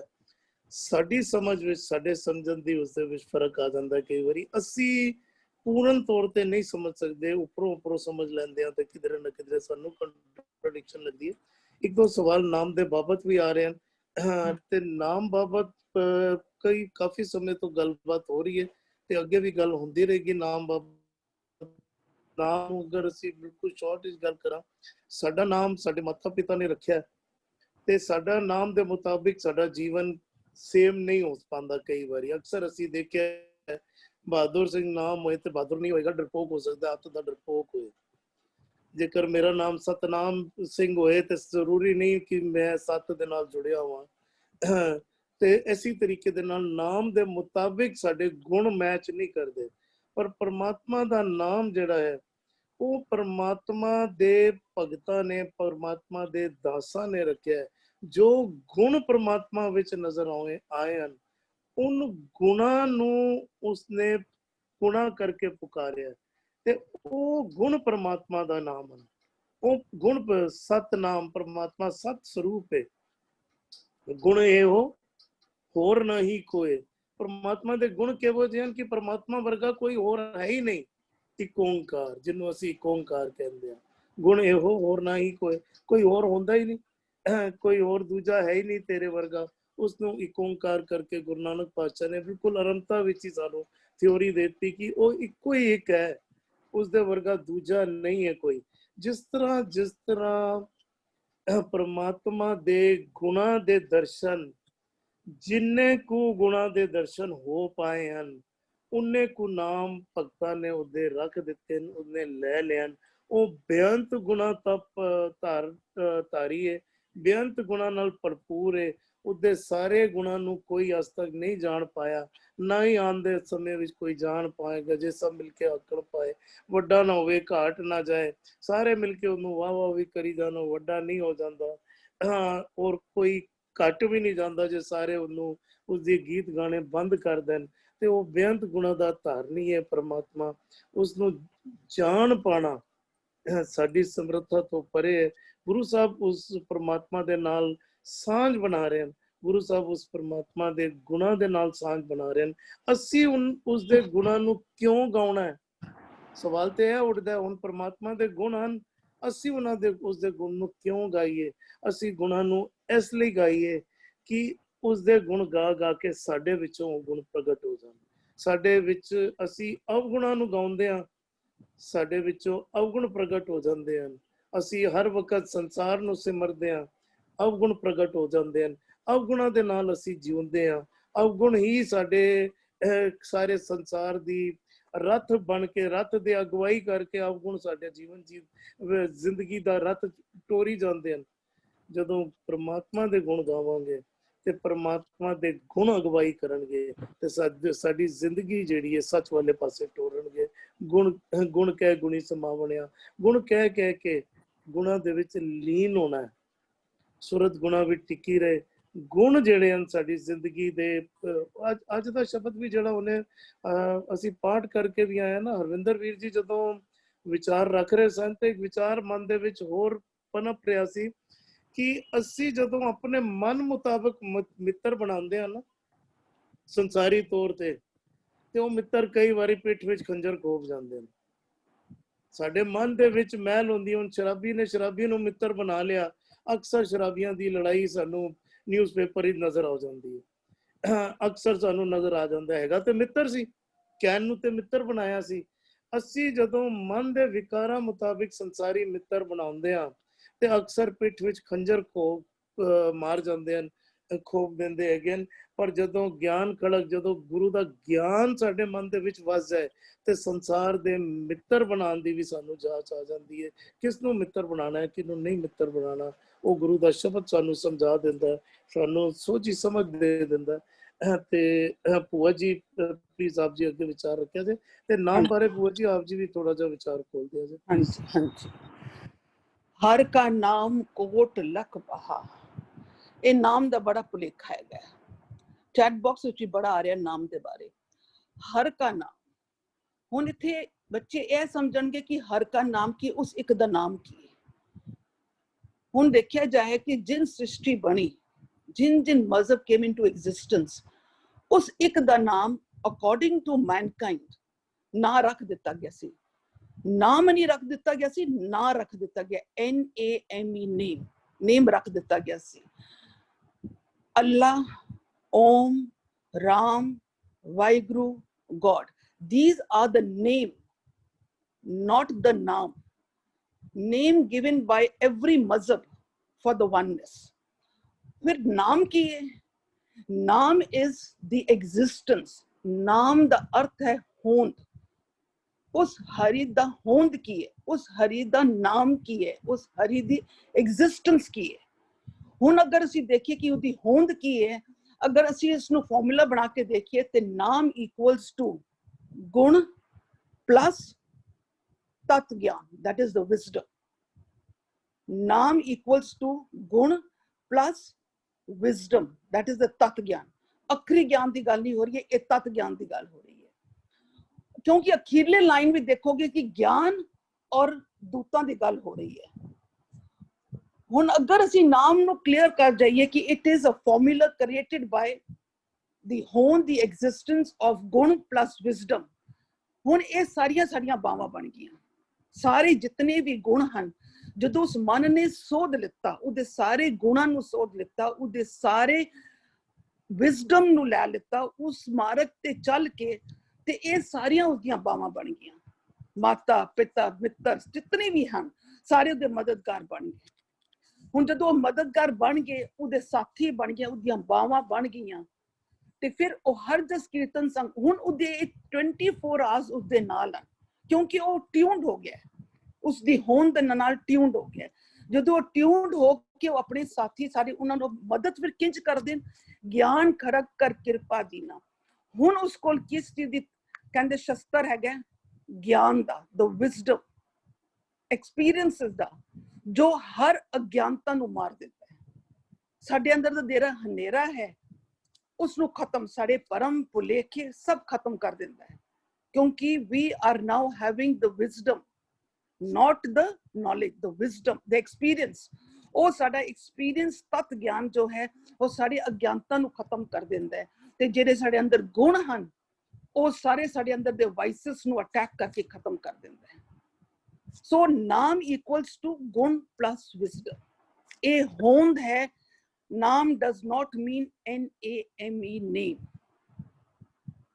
ਇਸ ਕਰਕੇ ਬੜਾ ਭੁਲੇਖਾ ਨਾਮ ਦਾ ਆ ਰਿਹਾ ਹੈ ਕਿ ਜਦੋਂ ਉਸ ਇੱਕ ਦਾ ਨਾਮ ਹੀ ਨਹੀਂ ਹੈਗਾ, ਉਸ ਦਾ ਕੋਈ ਨੇਮ ਹੀ ਨਹੀਂ ਹੈਗਾ। It is right, he has no name, but every religion, ਜਦੋਂ ਇਸ ਸ੍ਰਿਸ਼ਟੀ ਹੋਂਦ ਵਿੱਚ every religion ਨੇ ਉਸ ਦਾ ਇੱਕ ਨਾਂ ਰੱਖ ਦਿੱਤਾ। ਸਿੱਖਾਂ ਨੇ ਵਾਹਿਗੁਰੂ ਕਹਿ ਦਿੱਤਾ, ਸਤਨਾਮ ਕਹਿ ਦਿੱਤਾ, ਮੁਸਲਮਾਨਾਂ ਨੇ ਅੱਲਾਹ ਕਹਿ ਦਿੱਤਾ, ਕ੍ਰਿਸਚਨ ਨੇ ਗੋਡ ਕਹਿ ਦਿੱਤਾ। But these are NAME, name, ਨਾ। ਉਹ ਨਾਮ ਨਹੀਂ ਹੈ। ਨਾਮ is the ਹੋਂਦ, the existence. Formula is ਗੁਣ plus wisdom. Last line ਦੇ ਵਿੱਚ, ਗੁਣ is attacking all the vices ਔਰ ਜਿਹੜਾ ਤਤ ਗਿਆਨ ਹੈ ਉਹ ਅਗਿਆਨਤਾ ਨੂੰ ਦੂਰ ਕਰਦਾ ਹੈ। ਹਾਂਜੀ ਧੰਨਵਾਦ ਭੂਆ ਜੀ ਤਤ ਗਿਆਨ ਨੂੰ ਥੋੜਾ ਜਿਹਾ ਹੋਰ ਖੋਲੋ ਪਲੀਜ਼। ਤਤ ਗਿਆਨ ਜਿਵੇਂ ਗਿਆਨ ਇਸ ਅਖਰੀ ਗਿਆਨ, ਅਸੀਂ ਬਹੁਤ ਪਾਠ ਕਰਦੇ ਹਾਂ, ਰੋਜ਼ ਵਿਚਾਰ ਕਰਦੇ ਹਾਂ, ਇਹ ਸਭ ਅਖਰੀ ਗਿਆਨ ਹੈ। ਸੈਮੀਨਾਰਸ ਅਟੈਂਡ ਕਰਦੇ ਹਾਂ, ਦਿਸ ਇਜ਼ ਆਲ ਦੀ ਅਖਰੀ ਗਿਆਨ। ਅਸੀਂ ਸੁਣਦੇ ਹਾਂ, ਅਸੀਂ ਲਿਖਦੇ ਵੀ ਹਾਂ, ਅਸੀਂ ਪੜ੍ਹਦੇ ਵੀ ਹਾਂ, ਬਟ ਜਦੋਂ ਅਸੀਂ in English we say this is the knowledge, these are all the information, these are all information। ਅਸੀਂ ਗੁਰੂ ਗ੍ਰੰਥ ਸਾਹਿਬ ਸਾਨੂੰ ਪੂਰਾ ਇਨਫੋਰਮੇਸ਼ਨ ਮਿਲ ਗਿਆ, ਬਟ ਜਦੋਂ ਅਸੀਂ ਇਸ ਇਨਫੋਰਮੇਸ਼ਨ ਨੂੰ ਅੰਡਰਸਟੈਂਡ ਕਰਦੇ ਹਾਂ, ਵਿਚਾਰਦੇ ਹਾਂ ਔਰ ਉਸ ਮਾਰਗ ਤੇ ਚੱਲਦੇ ਹਾਂ, ਤੇ ਜਦੋਂ ਮਾਰਗ ਤੇ ਚੱਲਾਂਗੇ ਉਹੀ ਤਤ ਗਿਆਨ ਸਾਡਾ ਇੱਕ ਐਕਸਪੀਰੀਅੰਸ ਬਣ ਜਾਂਦਾ ਹੈ।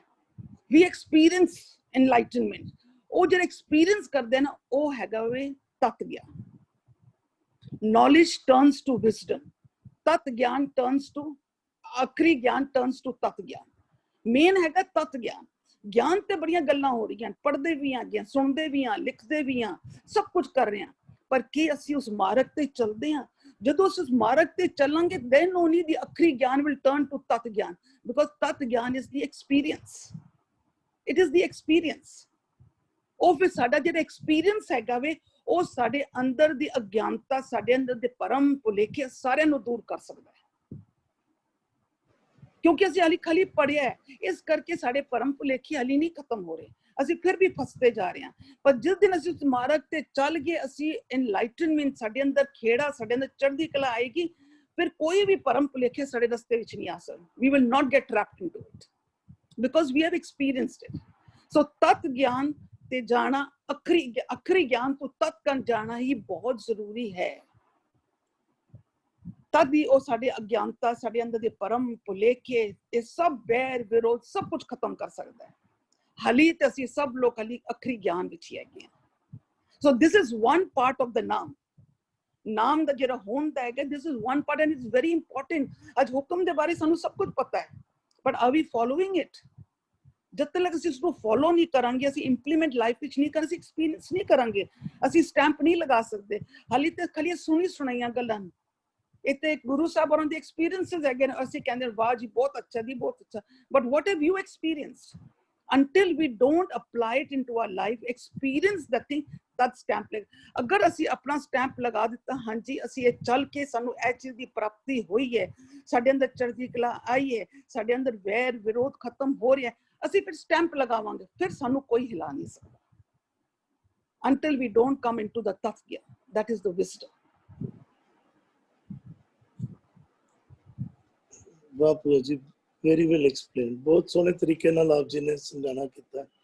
ਅਸੀਂ ਧਿਆਨ ਦਈਏ ਨਾ, ਸੱਚ ਬੋਲਣਾ ਚਾਹੀਦਾ ਹੈ, ਸਾਡੇ ਸਾਰਿਆਂ ਨੂੰ ਪਤਾ, ਲੇਕਿਨ ਜਦੋਂ ਸੱਚ ਬੋਲਣ ਦਾ ਵਕਤ ਆਉਂਦਾ ਹੈ, ਅਸੀਂ ਸੋਚਾਂ ਵਿੱਚ ਬਹਿੰਦੇ ਹਾਂ ਕਿ ਸੱਚ ਬੋਲਿਆ ਮੈਨੂੰ ਕੋਈ ਨੁਕਸਾਨ ਤੇ ਨਹੀਂ ਹੋ ਰਿਹਾ, ਤੇ ਚਲੋ ਸੱਚ ਨਾ ਬੋਲਾਂ, ਝੂਠ ਨਾ ਬੋਲਾਂ, ਮੈਂ ਚੁੱਪ ਹੀ ਕਰ ਜਾਵਾਂ। ਅਸੀਂ ਉਸ ਸਮੇਂ ਕੰਨੀ ਕੱਟ ਜਾਂਦੇ ਹਾਂ, ਸਾਈਡ ਤੇ ਹੋ ਜਾਂਦੇ ਹਾਂ। ਸਹਿਜ ਅਵਸਥਾ ਬਾਰੇ ਵੀ ਜ਼ਿਕਰ ਆਉਂਦਾ ਨਾ, ਸਹਿਜ ਅਵਸਥਾ ਵੀ ਉਹ ਅਵਸਥਾ ਹੈ ਜਿੱਥੇ ਨਾਪ ਤੋਲ ਕੇ ਕਾਰ ਵਿਹਾਰ ਨਹੀਂ ਹੁੰਦਾ। ਉਹ ਅਵਸਥਾ ਹੈ ਜੇ ਸੱਚ ਹੈ ਤੇ ਸੱਚ ਬੋਲਿਆ ਹੈ, ਇਹ ਸੋਚ ਕੇ ਨਹੀਂ ਬੋਲਣਾ ਕਿ ਇਹਦੇ ਘਾਟਾ ਕੀ ਹੈ ਤੇ ਨਫਾ ਕੀ ਹੈ। ਜਿੱਥੇ ਨਫਾ ਹੋਇਆ ਅਸੀਂ ਸੱਚ ਦ੍ਰਿੜਤਾ ਨਾਲ ਬੋਲਦੇ ਹਾਂ, ਬੜੀ ਸਟਰੋਂਗਲੀ ਬੋਲਦੇ ਹਾਂ, ਦੇਖੋ ਜੀ ਮੈਂ ਸੱਚ ਨਾਲ ਖੜਾ। ਜਿੱਥੇ ਜਰਾ ਜਾ ਘਾਟਾ ਹੋਇਆ ਅਸੀਂ ਡਾਵਾਂ ਡੋਲ ਹੋ ਜਾਂਦੇ ਹਾਂ। ਜਿੱਥੇ ਘਾਟੇ ਦੇ ਵਕਤ ਵੀ ਅਸੀਂ ਦ੍ਰਿੜਤਾ ਦੇ ਨਾਲ ਸੱਚ ਤੇ ਟਿਕੇ ਰਹੀਏ, ਉਹਦੇ ਬਾਅਦ ਜੋ ਸਾਨੂੰ ਜ਼ਿੰਦਗੀ ਦੇ ਉੱਤੇ ਉਸ ਸੱਚ ਦੇ ਉੱਤੇ ਟੁਰਿਆ ਜੋ ਐਕਸਪੀਰੀਐਂਸਿਸ ਹੋਣਗੇ, ਉਸ ਤੋਂ ਸਾਨੂੰ ਸੱਚ ਦਾ ਤਤ ਗਿਆਨ ਦੀ ਪ੍ਰਾਪਤੀ ਹੋਏਗੀ। ਤੇ ਜ਼ਿੰਦਗੀ ਜਦੋਂ ਗੁਰੂ ਦੇ ਸ਼ਬਦ ਮੁਤਾਬਕ ਜਿਉਂਦੇ ਰਹੀਏ ਤੇ ਸਾਨੂੰ ਤਤ ਗਿਆਨ ਦੀ ਪ੍ਰਾਪਤੀ ਹੋਏਗੀ। ਧੰਨਵਾਦ ਭੂਆ ਜੀ, ਬਹੁਤ ਅੱਛੇ ਤਰੀਕੇ ਨਾਲ ਆਪ ਜੀ ਨੇ ਐਕਸਪਲੇਨ ਕੀਤਾ।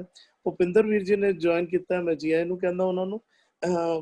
ਵੀਰ ਜੀ, ਅੱਜ ਅਸੀਂ 8ਵੇਂ ਤੇ 9ਵੇਂ ਪਦੇ, 2 ਪਦਿਆਂ ਦਾ ਅਸੀਂ ਪਾਠ ਕੀਤਾ, ਆਪ ਜੀ ਵਿਚਾਰ ਰੱਖਿਆ ਜੇ। ਥੈਂਕ ਯੂ ਜੀ, ਵਾਹਿਗੁਰੂ ਜੀ ਖਾਲਸਾ, ਵਾਹਿਗੁਰੂ ਜੀ ਕੀ ਫਤਿਹ। ਫਤਿਹ ਵੀਰ ਜੀ। ਜਿਹੜਾ ਇਹ ਪਤਾ ਚੱਲ ਰਿਹਾ, ਆਮ ਸੌਰੀ ਕਿ ਮੈਂ ਸਟਾਰਟ ਤੋਂ ਤੁਹਾਡੇ ਨਾਲ ਸਾਂਝ ਨਹੀਂ ਕਰ ਪਾਇਆ, ਤੇ ਇਤਨਾ ਲੰਬਾ ਹੁਣ ਸਮਾਂ ਤੁਹਾਡਾ ਮੈਂ ਨਹੀਂ ਲਵਾਂਗਾ। ਤੇ ਇਹਦੇ ਅਖੀਰ ਤੇ ਲਿਖਿਆ ਹੈ 1, ਇਹ ਇੱਕ ਨਵਾਂ ਸਬਜੈਕਟ 16 ਦਾ ਸ਼ੁਰੂ ਹੋ ਗਿਆ। 16 ਤੋਂ ਬਾਅਦ 1 ਲਿਖਿਆ ਹੋਇਆ ਇਹ ਬਾਣੀ ਦੀ ਬਣਤਰ ਦਾ। ਹੁਣ ਇਹਦੇ ਅੰਦਰ ਨਾ ਇੱਕ ਹੋਰ ਨਵੇਂ ਢੰਗ ਨਾਲ ਗੁਰੂ ਸਾਹਿਬ ਦੱਸ ਰਹੇ ਨੇ ਕਿ ਵੀ ਮੈਂ ਕਿਹੜੇ ਪਾਸੋਂ ਤ੍ਰਿਸ਼ਨਾ ਦੇ ਕਾਰਨ ਦੁਖੀ ਹੁੰਦਾ ਸੀ, ਤੇ ਉਹਨੇ ਨਿਜ ਘਰ ਦੀ ਮੱਤ ਲੈ ਕੇ ਕਿਸ ਤਰ੍ਹਾਂ ਉਹ ਸ਼ੁਰੂ ਤੋਂ ਹੀ ਆਪਣੇ ਅੰਦਰ ਉਹ ਕਲਾ ਨੂੰ ਪ੍ਰਾਪਤ ਕਰਕੇ ਆਪਣਾ ਜੀਵਨ ਬਣਾ ਰਿਹਾ। ਸੋ 7ਵਾਂ ਪਦ ਅਸੀਂ ਡਿਸਕਸ ਕਰ ਲੈਂਦੇ। ਗੁਣ ਨਿਧਾਨ ਮਨ ਤਨ ਮੈਂ ਰਵਿਆ, ਜਨਮ ਮਰਨ ਕੀ ਜੂਨ ਨਾ ਪਵਿਆ। ਸੋ ਇਹ ਮਨ ਜਿਹੜਾ ਹੈ ਨਾ, ਇਹ ਚੰਗੇ ਗੁਣਾਂ ਦਾ ਨਿਧਾਨ ਖਜ਼ਾਨਾ ਪ੍ਰਾਪਤ ਕਰਦਾ ਹੈ, ਕਿਉਂਕਿ ਇਹ 100 ਪਾਤਸ਼ਾਹ ਸ਼ਾਹ ਪਾਤਸ਼ਾਹ ਬਣ ਗਿਆ 100 ਦਰ ਦੇ ਅੰਦਰ ਜਾ ਕੇ। ਤਾਂ ਜਨਮ ਮਰਨ ਕੀ ਜੋਨ ਨਾ ਪਵਿਆ, ਇਹ ਹੁਣ ਪਲ ਪਲ ਮਰਦਾ ਨਹੀਂ ਹੈ। ਦੂਜੀਆਂ ਜੀਆਂ ਜਨਤਾ ਵਾਲੀ ਮੰਦੀ ਸੋਚਣੀ ਵੱਲੋਂ ਬਿਲਕੁਲ ਵੀ ਭਟਕਦਾ ਨਹੀਂ ਹੈ, ਤੇ ਨਾ ਇਹਦੇ ਅੰਦਰ ਦੇ ਜਿਹੜੇ ਜੀ ਜੰਤਨ ਉਹ ਵੀ ਨਹੀਂ ਮਰਦੇ ਨੇ, ਉਹ ਵੀ ਭਟਕਦੇ ਨਹੀਂ ਨੇ। ਦੁੱਖ ਵਿਨਾਸ਼ ਕੀਆ ਸੁਖ ਡੇਰਾ, ਜਾਂ ਤ੍ਰਿਪਤ ਰਹੇ ਆਘਾਈ। ਸੋ ਇਹਨੇ ਸਾਰਾ ਉਹ ਡੇਰਾ ਖਤਮ ਕਰ ਲਿਆ। ਪਹਿਲਾਂ ਇਹਦਾ ਜਿਹੜਾ ਡੇਰਾ ਸੀ ਨਾ, ਉਹ ਡੇਰਾ ਸੀ ਸ਼ਰਮ ਧਰਮ ਕਾ ਡੇਰਾ ਦੂਰ।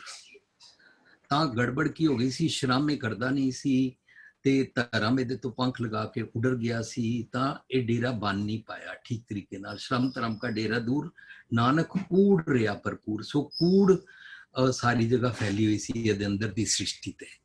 ਤਾਂ ਹੁਣ ਇਹ ਤ੍ਰਿਪਤ ਹੈ, ਇਹ ਤ੍ਰਿਸ਼ਨਾ ਦੀ ਈਂਧਨ ਜਿਹੜੇ ਪਹਿਲੇ ਪਦ ਚ ਨਾ, ਉਹ ਵਾਲੀ ਆਪਣੇ ਉਹਦੇ ਅੰਦਰ ਨਹੀਂ ਪਾਉਂਦਾ ਹੈ। ਜਿਤਨਾ ਅਸੀਂ ਆਪਣੀ ਤੰਦੂਰ ਦੇ ਅੰਦਰ ਲੱਕੜਾ ਪਾਵਾਂਗੇ ਨਾ ਤ੍ਰਿਸ਼ਨਾ ਦੀਆਂ, ਆਪਣੇ ਸਾਰੇ ਚਸਕੇ ਪੂਰੇ ਕਰਾਂਗੇ, ਉਤਨੀ ਉਹ ਆਗ ਬਲਦੀ ਹੈ। ਸੋ ਉਹਦੇ ਅੰਦਰ ਤੇਲ ਨਹੀਂ ਪਾਉਂਦਾ, ਉਹ ਈਂਧਨ ਨਹੀਂ ਪਾਉਂਦਾ। ਤੇ ਤ੍ਰਿਪਤ ਹੈ, ਇਸ ਕਰਕੇ ਇਹਦਾ ਹੁਣ ਨਾ ਡੇਰਾ ਸੁਖੀ ਵਾਲਾ ਵਸ ਗਿਆ। ਜਦੋਂ ਅਸੀਂ ਉਹ ਵਾਲਾ ਵੀ ਸ਼ਬਦ ਪੜ੍ਹਿਆ ਸੀ ਨਾ ਇੱਕ ਦਿਨ, ਸ਼ਰਮ ਧਰਮ ਦੋਇ ਛਪ ਖਲੋਏ, ਕੂੜ ਫਿਰਿਆ ਪ੍ਰਧਾਨ ਵਿਲਾ ਲੋ। ਤਾਂ ਕੂੜ ਦਾ ਡੇਰਾ ਲੱਗ ਜਾਂਦਾ ਹੈ ਜਦੋਂ ਮੈਂ ਸ਼ਰਮ ਨਹੀਂ ਕਰਦਾ ਧਰਮ ਉੱਤੇ। ਸੋ ਇਹਨੇ ਕੀਤੀ ਹੈ, ਨਿਜ ਘਰ ਦੀ ਮੱਤ ਲੈ ਕੇ ਇਹਨੇ ਸੁਖ ਦਾ ਡੇਰਾ ਪ੍ਰਾਪਤ ਕਰ ਲਿਆ। ਹੁਣ ਇਹਦੇ ਸਾਰੇ ਅੰਦਰ ਦੀ ਪ੍ਰਜਾ ਵਾਲੇ ਕਹਿ ਰਹੇ ਨੇ ਮੀਤ ਹਮਾਰਾ ਸੋਈ ਸੁਆਮੀ, ਉਹ ਮਨ ਸੁਆਮੀ ਬਣ ਗਿਆ, ਔਰ ਇਹ ਸਾਰੇ ਉਹਨੂੰ ਆਪਣਾ ਮੀਤ ਹੁਣ ਸਮਝ ਰਹੇ ਨੇ। ਪਹਿਲਾਂ ਇਹ ਉਹਨਾਂ ਵਾਸਤੇ ਨੁਕਸਾਨ ਕਰਦਾ ਸੀ, ਜਦੋਂ ਉਹਨਾਂ ਦਾ ਨੁਕਸਾਨ ਕਰਦਾ ਸੀ ਤਾਂ ਇਹ ਹੀਰੋ ਤੇ ਸੀ, ਪਰ ਉਹਨਾਂ ਵਾਸਤੇ ਵਿਲਨ ਦਾ ਕੰਮ ਕਰਦਾ ਸੀ। ਹੁਣ ਇਹਨਾਂ ਨੂੰ ਸਮਝ ਆ ਗਈ ਹੈ, ਜਦੋਂ ਇਹਨਾਂ ਉਹਨਾਂ ਨੂੰ ਕਿਹਾ ਨਾ ਬਈ ਏਤੀ ਮਾਰ ਪਈ ਕੁਰਲਾਣੇ ਤੈਂ ਕੀ ਦਰਦ ਨਾ ਆਇਆ। ਸੋ ਜਦੋਂ ਉਹਨੂੰ ਦਰਦ ਆਇਆ, ਉਹਨੂੰ ਜੀ ਦਿਆ ਕਹਿੰਦੇ ਨੇ। ਜੀ ਦਿਆ ਵੇਲੇ ਉਹਨੇ ਵਿਜ਼ਡਮ ਲਈ। ਮੀਤ ਹਮਾਰਾ ਸੋਈ ਸੁਆਮੀ, ਉਹ ਮਨ ਸਾਡਾ ਸੁਆਮੀ ਮੀਤ ਹੈ। ਥਾਨ ਥਨੰਤਰ ਅੰਤਰਜਾਮੀ, ਅੰਦਰ ਦੇ ਥਾਨ ਥਨੰਤਰ ਵਿੱਚ ਉਹ ਹੁਣ ਹਰ ਪਲ ਹਰ ਫੁਰਨੇ ਨੂੰ, ਜਿਹੜਾ ਇੱਕ ਇੱਕ ਰੋਮ ਵਿੱਚ ਸਾਡੇ ਉੱਠਦਾ ਹੈ ਨਾ, ਲੱਖਾਂ ਕਰੋੜਾਂ ਫੁਰਨੇ ਉੱਠਦੇ ਨੇ, ਉਹਨਾਂ ਸਾਰਿਆਂ ਨੂੰ ਜਾਣਦਾ ਹੈ। ਸਿਮਰ ਸਿਮਰ ਪੂਰਨ ਪਰਮੇਸ਼ਰ, ਚਿੰਤਾ ਗਣਤ ਮਿਟਾਈ ਹੈ। ਸੋ ਹੁਣ ਉਹਨੂੰ ਅਸੀਂ ਫੋਲੋ ਕਰਦੇ ਹਾਂ, ਕਿਉਂਕਿ ਉਹ ਪੂਰਨ ਪਰਮੇਸ਼ਰ ਨਾਲ ਇਕਮਿਕ ਹੋ ਗਿਆ। ਸਾਡਾ ਮਨ ਪੂਰਨ ਪਰਮੇਸ਼ਰ ਬਣ ਗਿਆ।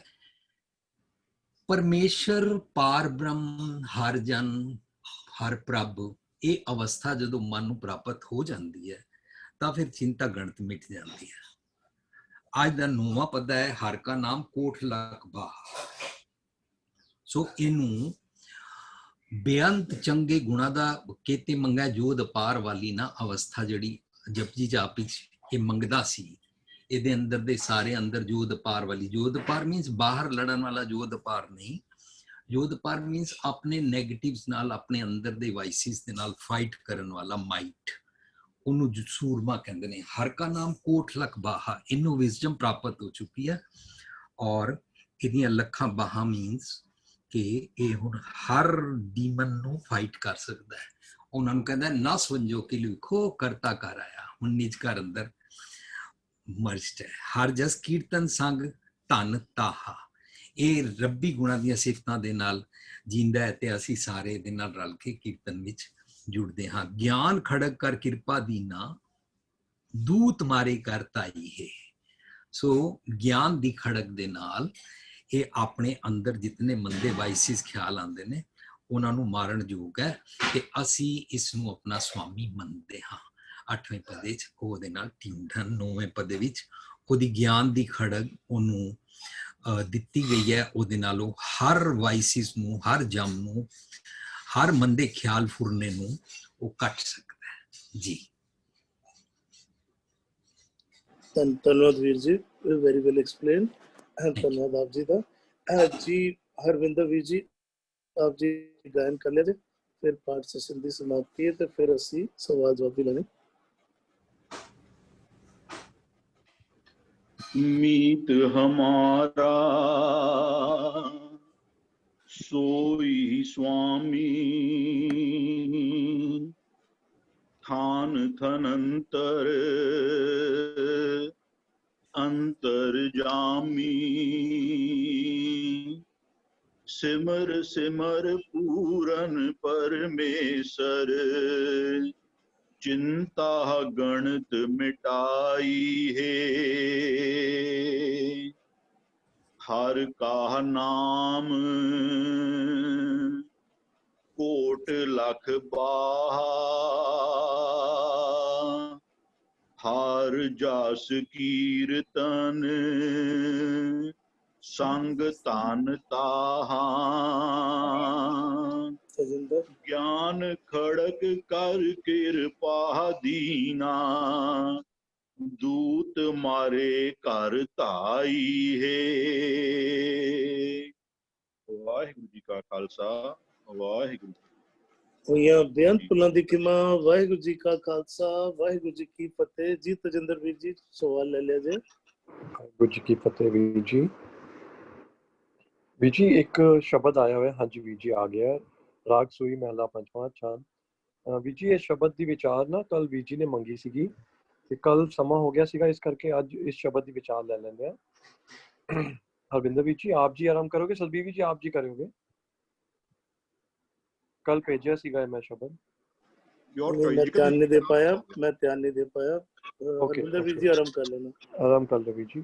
ਹਰਵਿੰਦਰ ਵੀਰ ਜੀ ਆਪ ਜੀ ਕਰ ਲਓ, ਬਾਅਦ ਚ ਬਾਕੀ ਵੀਰ ਜੀ ਕਰ ਲੈਣਗੇ, ਭੂਆ ਜੀ ਕਰ ਲੈਣਗੇ।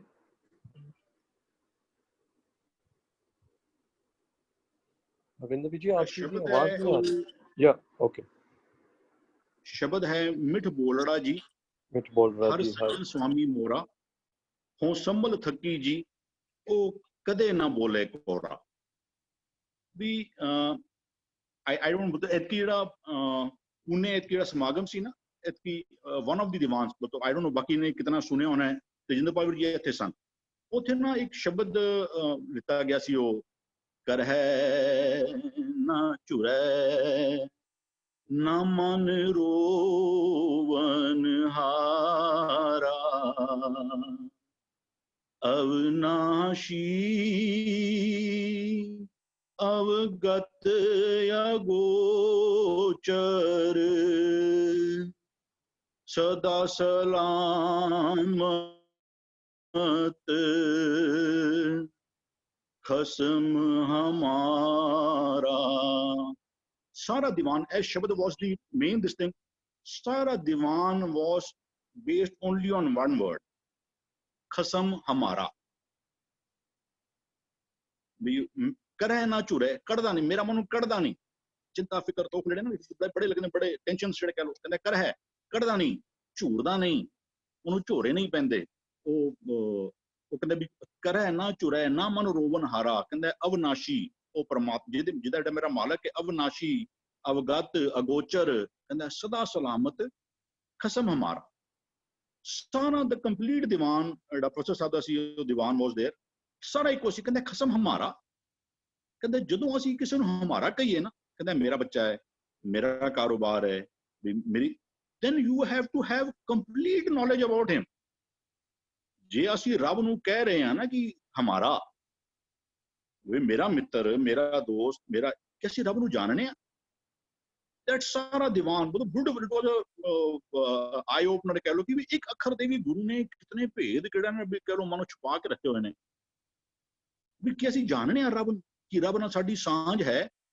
असी किते पाहन परमेश्वर की वाली हालत साडी नहीं होगी होई, असी उन्होंने कह रहे हैं सदा सलामत कसम हमारा, लेकिन सानू रब दी सोच सोझी ना होवे। एक एक बोल विच जिहड़ा है ना वो बहुत सारे जिहड़े भेद ने, अज दा भी शब्द चलदा पैना भी मिठ बोलड़ा जी हर सज्जन स्वामी मोरा। जे जिन्हां दा ते ओ रब सज्जन बन गया, जिन्हां ने उस परमात्मा नू अपना स्वामी बना लेता, वो कहंदे जो प्रभ कीते आपने सही कहिए धन। जिन्हां नू उस परमात्मा दी नजदीकी मिल गई, जिन्हां ने उन्होंने सज्जन बना लिता, उन्हां दे बारे ते कहंदे अंगीकार कियो प्रभ आपने ਭਗਤਨ ਕੀ ਰਾਖੀ ਪਾਤੀ।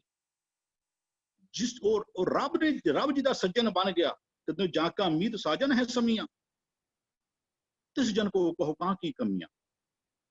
वो रब जेड़ा है ना, असी कई ऐसे शब्द ने कहते सब जी तेरे दयाला अपने भगत करें प्रतिपाला। जो ਉਹਦੇ ਭਗਤ बन जाते हैं, दास बन जाते ना, ਉਹਨਾਂ ਦਾ ਉਹ ਵਿਸ਼ੇਸ਼ ਹੈ, ਸਾਰੇ ਜੀ ਤੇਰੇ ਨੇ, ਲੇਕਿਨ ਕਹਿੰਦੇ ਆਪਣੇ ਭਗਤ ਕਰੇ ਪ੍ਰਤਪਾਲੇ। ਭਗਤਾਂ ਦੀ ਸਦਾ ਤੂੰ ਰੱਖਦਾ ਹਰ ਜੀਓ, ਧੁਰ ਤੂੰ ਰੱਖਦਾ ਆਇਆ। ਪ੍ਰਹਿਲਾਦ ਜਨ ਤੁਧ ਰਾਖ ਲਈਏ ਹਰ ਜੀਓ, ਹਰ ਨਾਕਸ਼ ਮਾਰ ਪਚਾਇਓ ਹਰ ਜੀਓ। ਇਹ ਤੇਰੀ ਵਡਿਆਈ, ਭਗਤਾਂ ਕੀ ਪੈਜ ਰੱਖ ਤੂੰ ਸੁਆਮੀ।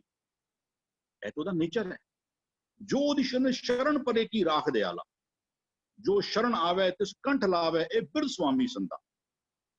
ਤੇ ਇਹ ਉਹ ਕਹਿੰਦੇ ਆਪਣੇ ਠਾਕੁਰ ਜੋ ਪੈਰ ਆਇਆ, ਕਹਿੰਦੇ ਬਹੁਰ ਨਾ ਲੇਖਾ ਪੁੱਛ ਬੁਲਾਇਆ। ਜਿਸ ਦੇ ਉੱਤੇ ਉਹ ਮਾਲਕ ਜੀ ਦਾ ਸੱਜਣ ਮਿੱਤਰ ਬਣ ਜਾਂਦਾ ਨਾ, ਉਹਦੇ ਵਾਸਤੇ ਤੇ ਰੱਬ ਬਹੁਤ ਮਿੱਠਾ ਹੈ।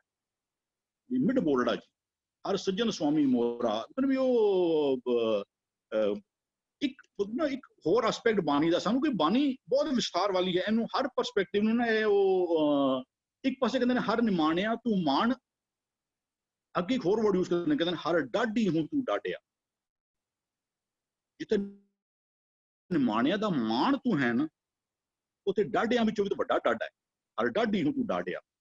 ਇੱਕ ਹੋਰ ਕਹਿੰਦੇ ਵੀ ਜਦੋਂ ਜਿਹੜੇ ਰੱਬ ਦੇ ਤੋਂ ਕਹਿ ਲੋ ਰੱਬ ਪੱਖੀ ਨਹੀਂ ਨੇ, ਉਹ ਕਹਿੰਦਾ ਵੀ ਖਰੇ ਪਰਖ ਖਜ਼ਾਨੇ ਪਾਇਨ ਖੋਟੇ ਸੁੱਟੀਏ ਵਾਰ-ਵਾਰ। ਰੱਬ ਦੀ ਦਰਗਾਹ ਵਿੱਚ ਖੋਟਾ ਸਿੱਕਾ ਨਹੀਂ ਚੱਲਦਾ। ਜਿਹੜੀ ਗੁਰੂ ਦੀ ਟਰਮੀਨੋਲੋਜੀ ਵੀ ਹੈ ਨਾ, ਕਿਉਂਕਿ ਐਵਰੀ ਵਰਡ ਨਾਲ ਗੁਰੂ ਕੁਝ ਸੈਂਟੀਮੈਂਟਸ ਸਾਨੂੰ ਦੇਣਾ ਚਾਹੁੰਦੇ ਨੇ। ਜੇ ਅਸੀਂ ਉਹਨੂੰ ਨਹੀਂ ਲੈਂਦੇ, ਅਸੀਂ ਸ਼ਾਇਦ ਕਿਤੇ ਨਾ ਕਿਤੇ ਗੁਰੂ ਨਾਲ ਦੇ ਕੀ ਧੋਖਾ ਕਰਨਾ, ਆਪਣੇ ਆਪ ਨਾਲ ਹੀ ਧੋਖਾ ਹੁੰਦਾ ਪਿਆ ਕਹਿ ਲੋ ਵੀ ਖੋਟੇ ਸੁੱਟੀਏ। ਉਹ ਜਦੋਂ ਉਹ ਅਸੀਂ ਕਹਿੰਦੇ ਵੀ ਮਿੱਠ ਬੋਲਦਾ ਹੈ। ਹੁਣ ਐਸੇ ਸ਼ਬਦ ਨੇ, ਕਹਿੰਦੇ ਦਰ ਲੇਹ ਲੇਖਾ ਪੀੜ ਛੁੱਟੇ ਨਾਨਕਾ ਜਿਉਂ ਤੇਲ। ਜਿਹੜੇ ਤੇ ਉਹਦੇ ਜਿਹੜੇ ਨੇ ਹਰ ਸੱਜਣ ਸੁਆਮੀ ਮੋਰਾ, ਜਿਨ੍ਹਾਂ ਤੇ ਰੱਬ ਨੂੰ ਆਪਣਾ ਸੱਜਣ ਬਣਾ ਲਿੱਤਾ, ਜਿਨ੍ਹਾਂ ਨੇ ਉਹਨੂੰ ਆਪਣਾ ਸੁਆਮੀ ਬਣਾ ਲਿੱਤਾ, ਉਹਨਾਂ ਬਾਰੇ ਤੇ ਕੋਈ ਸ਼ੰਕਾ ਸ਼ੁਬਾ ਨਹੀਂ। ਉਹ ਤੇ ਬਿਲਕੁਲ, ਲੇਕਿਨ ਜਿਨ੍ਹਾਂ ਦੇ ਉਹ ਕਹਿੰਦੇ ਬਾਕੀ ਵਾਲਾ ਤਲਬੀ ਹੈ।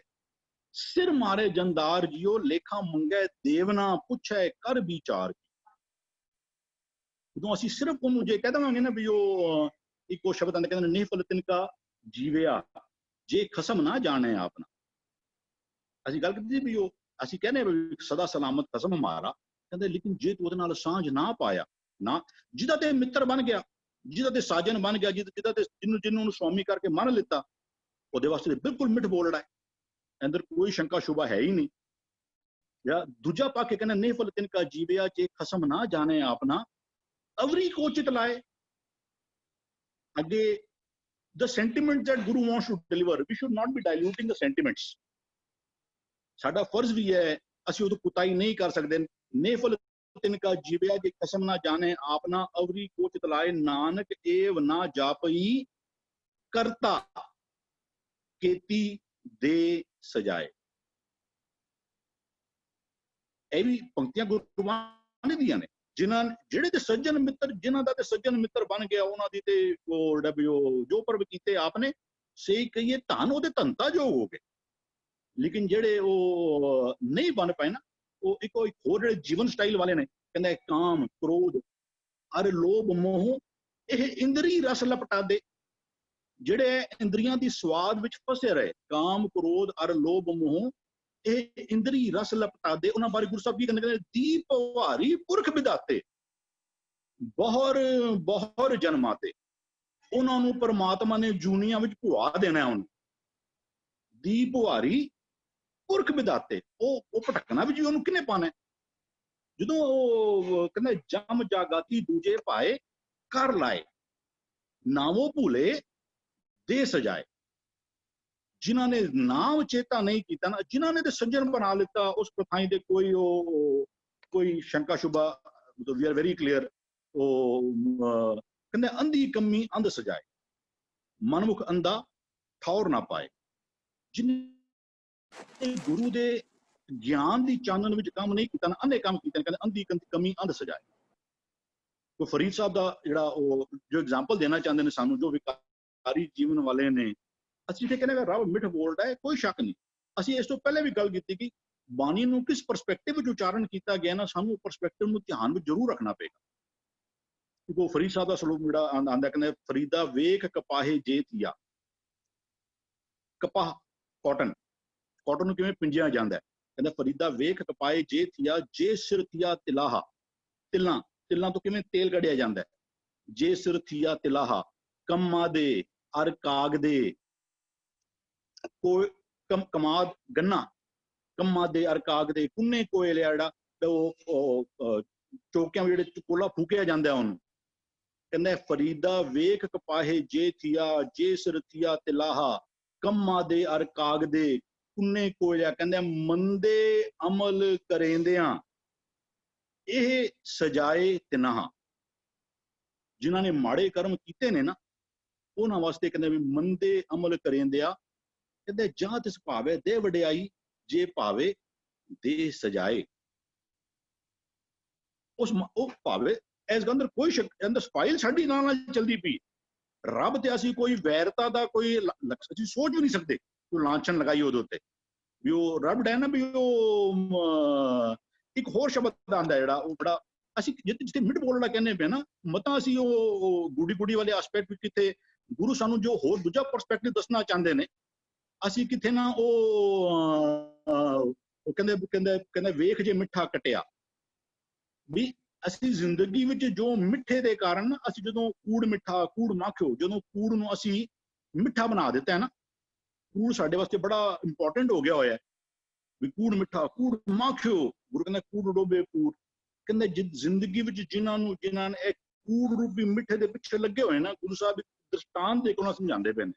ਕਹਿੰਦੇ ਵੇਖ ਜੇ ਮਿੱਠਾ ਕਟਿਆ ਤਾਂ ਬਹੁਤ ਇੱਥੇ ਗੰਨੇ ਦੇ ਜਿਹੜੇ ਜੋ ਝਾੜ ਕੱਟੇ ਗਏ, ਗੰਨਾ ਇਜ਼ ਸੋਰਸ ਫॉर ਸ਼ੂਗਰ।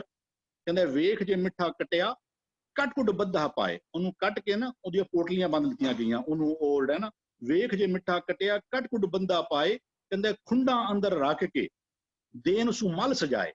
ਉਹਨੂੰ ਫਿਰ ਨਾ ਉਹ ਬਿਟਵੀਨ ਟਾਈਟ ਵੀਲਸ ਉਹ ਪਾ ਕੇ ਉਸ ਤੋਂ ਰਸ ਕੱਢਿਆ ਜਾਂਦਾ। ਖੁੰਡਾ ਅੰਦਰ ਰੱਖ ਕੇ ਦੇਨ ਸੂ ਮਲ ਸਜਾਏ, ਰਸ ਕਸ ਟੱਟਰ ਪਾਈਏ, ਤੱਪੈ ਤੈ ਵਿਲ ਲਾਏ। ਜੋ ਨਿਕਲਿਆ ਹੋਇਆ ਜੂਸ ਹੈ ਨਾ, ਉਹਨੂੰ ਫਿਰ ਉਹ ਕੜਾਏ ਵਿੱਚ ਪਾ ਕੇ ਉਹਨੂੰ ਨਾ ਉੱਤੇ ਬੋਇਲ ਕੀਤਾ ਜਾਂਦਾ। ਰਸ ਕਸ ਟੱਟਰ ਪਾਈਏ, ਤੱਪੈ ਤੈ ਵਿਲ ਲਾਏ। ਕਹਿੰਦਾ ਭੀਸੂ ਫੋਗ ਸੰਭਾਲੀਏ, ਦੀਜੇ ਅੱਗ ਜਲਾਏ।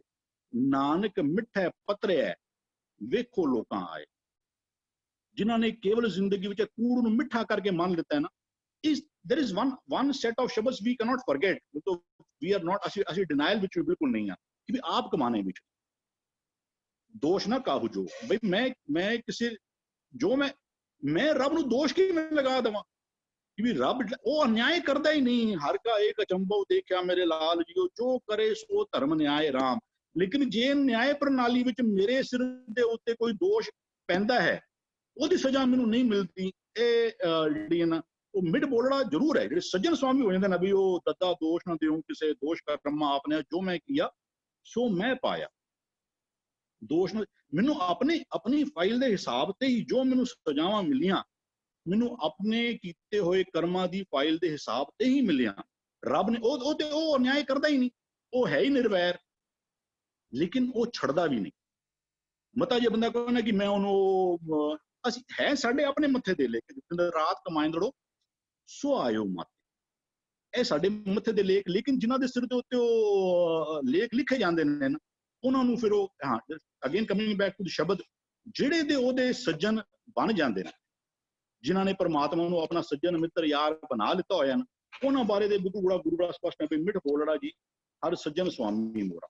ਉਹ ਪਰਮਾਤਮਾ ਜਿਹੜਾ ਹੈ ਉਹ ਬਿਲਕੁਲ ਮਿੱਠੇ ਸੁਭਾਅ ਵਾਲਾ ਹੈ ਉਹਨਾਂ ਵਾਸਤੇ ਨਾ। ਕਹਿੰਦੇ ਹੋ ਸੰਮਲ ਥੱਕੀ ਜੀ, ਉਹ ਕਦੇ ਨਾ ਬੋਲੇ ਕੋਰਾ। ਉਹ ਕੋੜਾ ਬੋਲਦਾ ਹੀ ਨਹੀਂ ਉਹਨਾਂ ਦੇ ਨਾਲ। ਉਹ ਅੱਗੇ ਕਹਿੰਦੇ ਨੇ ਵੀ ਹੋ ਸੰਮਲ ਥੱਕੀ ਜੀ, ਉਹ ਕਦੇ ਨਾ ਬੋਲੇ। ਇੱਕ ਪਾਸੇ ਕਹਿੰਦੇ ਵੀ ਕੋੜਾ ਬੋਲ ਨਹੀਂ ਬੋਲਦਾ ਉਹ। ਜਦੋਂ ਇੱਕ ਪਾਸੇ ਹੋਰ ਸ਼ਬਦ ਐਸੇ ਨੇ, ਕਹਿੰਦੇ ਵੀ ਨਦਰ ਉਪੱਠੀ ਜੇ ਕਰੇ ਸੁਲਤਾਨਾ, ਘਾਹ ਕਰਾਇੰਦਾ ਦਰ ਮੰਗਨ ਭਿੱਖ ਨਾ ਪਾਇੰਦਾ। ਜਿਹੜੇ ਤੇ ਉਹਦੇ ਮਿੱਤਰ ਸੱਜਣ ਸਾਡੇ ਵਾਸਤੇ ਰੱਬ ਦੀ ਦੋਸਤੀ, ਕਹਿੰਦੇ ਆਪਨ ਲੋਭ ਕੋ ਕੀਨੋ ਮੀ। ਰੱਬ ਨੂੰ ਸਾਡੀ ਮਿੱਤਰਤਾ ਦੀ ਲੋੜ ਨਹੀਂ ਹੈ, ਲੇਕਿਨ ਜੇ ਉਹ ਮੇਰਾ ਸੱਜਣ ਨਾ ਬਣਿਆ, ਕਹਿੰਦੇ ਗੁਰੂ ਬਾਬੇ ਫਿਟਕੇ ਸੇ ਫਿਟੇ। ਜਿਨ੍ਹਾਂ ਨੂੰ ਗੁਰੂ ਨੇ ਫਿਟਕਾਰਾਂ ਪਾਈਆਂ ਨਾ, ਸਤਿਗੁਰੂ ਕਿਹਾ ਫਿਟਕਿਆਂ ਮੰਗ ਥੱਕੇ ਸੰਸਾਰ। ਕੋੜਾ ਬੋਲਣਾ ਜਾਣੇ ਕੋਈ ਸ਼ੱਕ ਨਹੀਂ, ਜੋ ਤੇ ਮਿੱਤਰ ਦੋਸਤ ਯਾਰ ਬਣ ਜਾਂਦੇ ਨੇ ਨਾ, ਉਹਨਾਂ ਵਾਸਤੇ ਤੇ ਕੋਈ ਅੰਦਰ ਕੋਈ ਸ਼ੰਕਾ ਸ਼ੁਬਾ ਜਿਹੜੀ ਨਾ ਉਹ ਕੋਈ ਹੈ ਹੀ ਨਹੀਂ ਕਿ ਵੀ ਉਹ ਉਹਨਾਂ ਵਾਸਤੇ ਉਹ ਬਿਲਕੁਲ ਉਹਨਾਂ ਦੇ ਉਹ ਕਹਿੰਦੇ ਉਹ ਹੌਂ ਸੰਭਲ ਥੱਕੀ ਜੀ। ਜੇ ਉਹ ਜੇ ਰੱਬ ਦੀ ਸ਼ਰਨ ਪਿਆ ਬੰਦਿਆਂ ਨਾਲ, ਜੇ ਕੋਈ ਉਹ ਭੁੱਲ ਭੁਲੇਖੇ ਵਿੱਚ ਕੋਈ ਕਰ ਵੀ ਦਿੰਦਾ ਨਾ, ਉਹ ਰੱਬ ਕਦੀ ਉਹਨਾਂ ਨੂੰ ਡਾਢਾ ਹੋ ਕੇ ਨਹੀਂ ਵਿਚਰਦਾ। ਫਿਰ ਅੱਗੇ ਕਹਿੰਦੇ ਨੇ ਕੋੜਾ ਬੋਲ ਨਾ ਜਾਣੇ ਪੂਰਨ ਭਗਵਾਨ ਹੈ, ਅਵਗੁਣ ਕੋ ਨਾ ਚਿਤਾਰੇ। ਉਹ ਤੇ ਜਿਹੜੇ ਉਹਦੇ ਜਿਹਨਾਂ ਨੇ ਉਹਨੂੰ ਸੱਜਣ ਬਣਾ ਲਿੱਤਾ, ਉਹਨਾਂ ਵਾਸਤੇ ਮਾਨੋ ਤੇ ਉਹ ਪ੍ਰਮਾਤਮਾ ਦੇ ਕੋੜੇ ਬੋਲ ਜਾਣਦਾ ਹੀ ਨਹੀਂ। ਜਿਹੜਾ ਪੂਰਨ ਭਗਵਾਨ ਜਿਹੜਾ ਹੈ ਨਾ ਉਹ ਅੱਛਾ ਇੱਕ ਪਾਸੇ ਇੱਥੇ ਕਹਿੰਦੇ ਵੀ ਅਵਗੁਣ ਕੋ ਨਾ ਚਿਤਾਰੇ, ਕਿਸੇ ਦਾ ਅਵਗੁਣ ਕੋਈ ਚਿਤਾਰਦਾ ਹੀ ਨਹੀਂ। ਜੇ ਦੂਜੇ ਪਾਸੇ ਸ਼ਬਦ ਨੇ ਕਹਿੰਦੇ ਨਿੰਦਕਾਂ ਪਾਸੋਂ ਹਰ ਲੇਖਾ ਮੰਗਸੀ। ਜੇ ਅਸੀਂ ਇਹਨੂੰ ਜਨਰਲਾਈਜ਼ ਕਰ ਦਈਏ ਕਿ ਸਾਰਿਆਂ ਵਾਸਤੇ ਹੀ ਉਹ ਅਵਗੁਣ ਕੋ ਨਾ ਚਿਤਾਰੇ, ਜੇ ਅਸੀਂ ਬਿਲਕੁਲ ਜਨਰਲਾਈਜ਼ ਕਰ ਦਈਏ, ਫਿਰ ਇਹ ਸ਼ਬਦ ਕਿੱਥੋਂ ਆ ਜਾਏਗਾ? ਨਿੰਦਕਾਂ ਪਾਸੋਂ ਹਰ ਲੇਖਾ ਮੰਗਸੀ ਬਹੁਤ ਦੇ ਸਜਾਈ। ਜਿਹੜੇ ਨਿੰਦਕ ਨੇ, ਜਿਹੜੇ ਜਿਨ੍ਹਾਂ ਨੇ ਰੱਬ ਨੂੰ ਆਪਣਾ ਸੱਜਣ ਸੁਆਮੀ ਨਹੀਂ ਬਣਾਇਆ ਹੋਇਆ, ਉਹਨਾਂ ਨੂੰ ਬਿਲਕੁਲ ਸਜ਼ਾ ਮਿਲਦੀ ਹੈ। ਨਿੰਦਕਾਂ ਪਾਸੋਂ ਹਰ ਲੇਖਾ ਮੰਗਸੀ ਬਹੁਤ ਦੇ ਸਜਾਈ। ਕਹਿੰਦੇ ਘੜੀ ਮੌਤ ਕਾ ਲੇਖਾ ਲੇਵੈ। ਅਸੀਂ ਕਹਿੰਦੇ ਅਵਗੁਣ ਕੋ ਨਾ ਚਿਤਾਰੇ। 100% ਬਾਣੀ ਦਾ ਹਰ ਸ਼ਬਦ ਇਟ ਇਜ਼ ਐਬਸੋਲੂਟਲੀ ਉਹ 24 ਕੈਰਟ ਗੋਲਡ ਹੈ। ਇਹ ਵੀ ਐਗਜ਼ਾਮਪਲ ਵਾਸਤੇ ਕਹਿ ਰਹੇ ਹਾਂ। ਤੇ ਗੁਰ ਕਾ ਸ਼ਬਦ ਰਤਨ ਹੈ, ਹੀਰੇ ਜਿਤ ਜੜਾਓ। ਗੁਰਬਾਣੀ ਪਰਸਪੈਕਟਿਵ ਜਿਸ ਵਿੱਚ ਸ਼ਬਦ ਲਿਖਿਆ ਗਿਆ ਹੈ ਨਾ, ਜੇ ਅਸੀਂ ਇਹਨੂੰ ਜਨਰਲਾਈਜ਼ ਕਰ ਦਈਏ ਅਵਗੁਣ ਕੋ ਨਾ ਚਿਤਾਰੇ, ਫਿਰ ਇਹ ਕੀ ਘੜੀ ਮੌਤ ਕਾ ਲੇਖਾ ਲੇਵੇ। ਜਿਨ੍ਹਾਂ ਨੇ ਸੱਜਣ ਨਹੀਂ ਬਣਾਇਆ ਨਾ, ਉਹਨਾਂ ਵਾਸਤੇ ਇਹ ਰੂਲ ਲਾਗੂ ਹੋਏਗਾ। ਆਮ ਸੰਸਾਰ ਵਿੱਚ ਦੇਖ ਲਓ ਨਾ, police is supposed to be the public servant, they are supposed to be helping you. ਲੇਕਿਨ ਜਿਹੜੇ ਗੁਨਾਹ ਕਰਦੇ ਨੇ, ਇਸ ਗੱਲ ਤੋਂ ਕੋਈ ਮੁਨ ਕਰਨੀ ਕਿ ਫਾਈਲ ਸਾਡੀ ਚਲਦੀ ਪਈ, ਰੱਬ ਨੂੰ ਕੀ ਪਿਆ ਸਾਡੇ ਨਾਲ ਕੋਈ, ਉਹ ਰੱਬ ਹੈ ਹੀ ਨਿਰਵੈਰ, ਉਹ ਵੱਡੀ ਵੱਡੀ ਆਈ ਜਾਂ ਸੱਚ ਨਿਆਉ ਹੈ ਉੱਥੇ। ਤੇ ਉਹ ਕਹਿੰਦਾ ਘੜੀ ਮੌਤ ਕਾ ਲੇਖਾ ਲੇਵੇ, ਰਤੀਓਂ ਮਾਸਾ ਤੋਲ ਕਢਾਵਣਿਆ। ਉਹਨੇ ਬਾਲ ਕੀ ਖਾਲ ਨਿਕਾਲਣੀ। ਖਾਲ ਵਿੱਚ ਬਾਲ ਹੁੰਦੇ ਨੇ, ਲੇਕਿਨ ਜਦੋਂ ਕਦਾ ਬੰਦਾ ਬਹੁਤ ਬਰੀਕੀ ਵਿੱਚ ਕਿਸੇ ਚੀਜ਼ ਨੂੰ ਇਨਵੈਸਟੀਗੇਟ ਕਰੇ ਨਾ, ਕਹਿੰਦੇ ਉਹ ਬਾਲ ਕੀ ਖਾਲ ਨਿਕਾਲ ਰਹੇ। ਰਤੀਓਂ ਮਾਸਾ, ਰੱਤੀ ਵਿੱਚੋਂ ਵੀ ਉਹ ਤੋਂ ਛੋਟੀ ਚੀਜ਼ ਵਿੱਚੋਂ ਵੀ ਵੱਡੀ ਚੀਜ਼ ਕੱਢਦਾ ਪਿਆ। ਰੱਤੀ ਛੋਟੀ ਹੈ, ਮਾਸਾ ਵੱਡਾ ਹੈ। ਕਹਿੰਦੇ ਜਦੋਂ ਰੱਤੀ ਤੋਂ ਵੀ ਮਾਸਾ ਤੋਲ ਕੇ ਉਹ ਇਤਨਾ ਬਰੀਕ ਰਹਿਣਾ ਵੀ ਉਹ ਘੜੀ ਘੜੀ ਕਾ ਲੇਖਾ ਮੰਗ ਹੈ। ਸਭਨਾ ਕਾ ਦਰ ਲੇਖਾ ਹੋਏ। ਜੇ ਅਵਗੁਣ ਕੋ ਨਾ ਚਿਤਾਰਦਾ, ਫਿਰ ਸਭਨਾ ਕਾ ਦਰ ਲੇਖਾ ਹੋਏ ਕਿੱਥੇ ਗਿਆ? ਉਹ ਮਾਲਕ ਜਿਹੜਾ ਹੈ ਨਾ ਵੀ ਅੱਛਾ ਇਹ ਕੋੜਾ ਬੋਲ ਨਾ ਜਾਣੇ ਪੂਰਨ ਭਗਵਾਨ ਨੇ, ਉਹ ਜਿਹੜਾ ਪਰਮਾਤਮਾ ਹੈ ਨਾ, ਜਿਹੜੇ ਤੇ ਉਹਦੇ ਬਣ ਜਾਂਦੇ ਨੇ ਸੱਜਣ ਮਿੱਤਰ, ਜਿਨ੍ਹਾਂ ਨੇ ਉਹਨੂੰ ਸੱਜਣ ਬਣਾ ਲਿੱਤਾ। ਤਾਂ ਹੀ ਸਾਨੂੰ ਲੋੜ ਹੈ ਰੱਬ ਨੂੰ ਸੱਜਣ ਬਣਾ ਲਈਏ, ਉਹਨੂੰ ਆਪਣਾ ਸੁਆਮੀ ਬਣਾ ਲਈਏ। ਵੀ ਉਹ ਕੋੜਾ ਬੋਲ ਨਾ ਜਾਣੇ ਪੂਰਨ ਭਗਵਾਨ ਨੇ, ਉਹਨਾਂ ਦੇ ਅਵਗੁਣ ਕੋਈ ਨਹੀਂ ਚਿਤਾਰਦਾ। ਉਹਨਾਂ ਕੋਲੋਂ ਜੇ ਕੋਈ ਜੇ ਉਹਦੀ ਸ਼ਰਨ ਆਏ ਨੇ ਨਾ, ਉਹ ਭੂਲ ਚੂਕ ਤੇਰੀ ਪ੍ਰਿਯ ਚਰਿਆ, ਮੈਂ ਤੇ ਤੇਰੀ ਬੱਚੀ ਆ, ਮੇਰੇ ਕੋਲ ਗਲਤੀਆਂ ਹੋ ਗਈਆਂ ਨੇ, ਮੈਨੂੰ ਬਖਸ਼ ਦੇ। ਜਿਹੜੇ ਉਹਦੀ ਸ਼ਰਨ ਵਿੱਚ ਆ ਜਾਂਦੇ ਨੇ ਨਾ, ਉਹਨਾਂ ਦਾ ਫਿਰ ਉਹਨਾਂ ਨੂੰ ਚਿਤਾਰਦਾ ਨਹੀਂ। ਕਹਿੰਦੇ ਪਤਿਤ ਪਾਵਨ ਹਰ ਬਿਰਧ ਸਦਾਏ। ਉਹ ਮਾਲਕ ਦਾ ਬਿਰਧ ਕੈਸਾ ਹੈ? ਬਿਰਧ ਕਈ ਵਾਰ ਜਿਹੜਾ ਉਹ ਦਰਪਣ ਕਹਿੰਦੇ ਵੀ ਮੁੜ ਕਦੀਮੇ ਦਾ ਸੁਭਾਅ, ਉਹ ਜਿਹਦਾ ਬੇਸਿਕ ਨੇਚਰ, ਇਨੇਟ ਨੇਚਰ, ਰੱਬ ਦਾ ਬੇਸਿਕ ਨੇਚਰ ਕੈਸਾ ਹੈ? ਕਹਿੰਦੇ ਪਤਿਤ ਪਾਵਨ ਹਰ ਬਿਰਧ ਸਦਾਏ। ਕਹਿੰਦਾ ਇੱਕ ਤਿਲ ਨਹੀਂ ਭੰਨੇ ਕਾਹੇ। ਉਹ ਕੀਤੀ ਹੋਈ ਘਾਲ ਨਾ ਦਾ ਨਾ ਵੀ ਉਹ ਐਸੇ ਹੋਰ ਵੀ ਸ਼ਬਦ ਨੇ। ਕਹਿੰਦਾ ਸੋ ਕਿਉਂ ਬਿਸਰੇ ਜੇ ਘਾਲ ਨਾ ਪਾਣਾ, ਉਹਨੂੰ ਕਿਉਂ ਭੁੱਲਦੇ ਹੋ? ਉਹ ਤੁਹਾਡੀ ਕੀਤੀ ਹੋਈ ਘਾਲਨਾ ਦਾ ਇੱਕ ਤਿਲ, ਉਹਨੂੰ ਕੀ ਲੋੜ ਪਈ ਹੈ? ਉਹ ਕੋਈ ਤੁਹਾਡੀ ਕੀਤੀ ਤੁਹਾਨੂੰ ਪੂਰੀ ਉਹਨੇ ਤੁਹਾਨੂੰ ਦੇਣੀ ਵੀ ਉਹ ਇੱਕ ਤਿਲ ਨਹੀਂ ਪੰਨੇ ਕਾਲੇ ਬਨ। ਸੋ ਕਿਉਂ ਬਿਸਰੇ ਜੇ ਘਾਲ ਨਾ ਪਾਣੇ। ਕੋਈ ਮੇਰੇ ਮਨ ਆਸਾ ਕਰ ਹਰ ਪ੍ਰੀਤਮ ਸੱਚੇ ਕੀ, ਜੋ ਤੇਰਾ ਘਾਲਿਆ ਸਭ ਥਾਈ ਪਾਈ।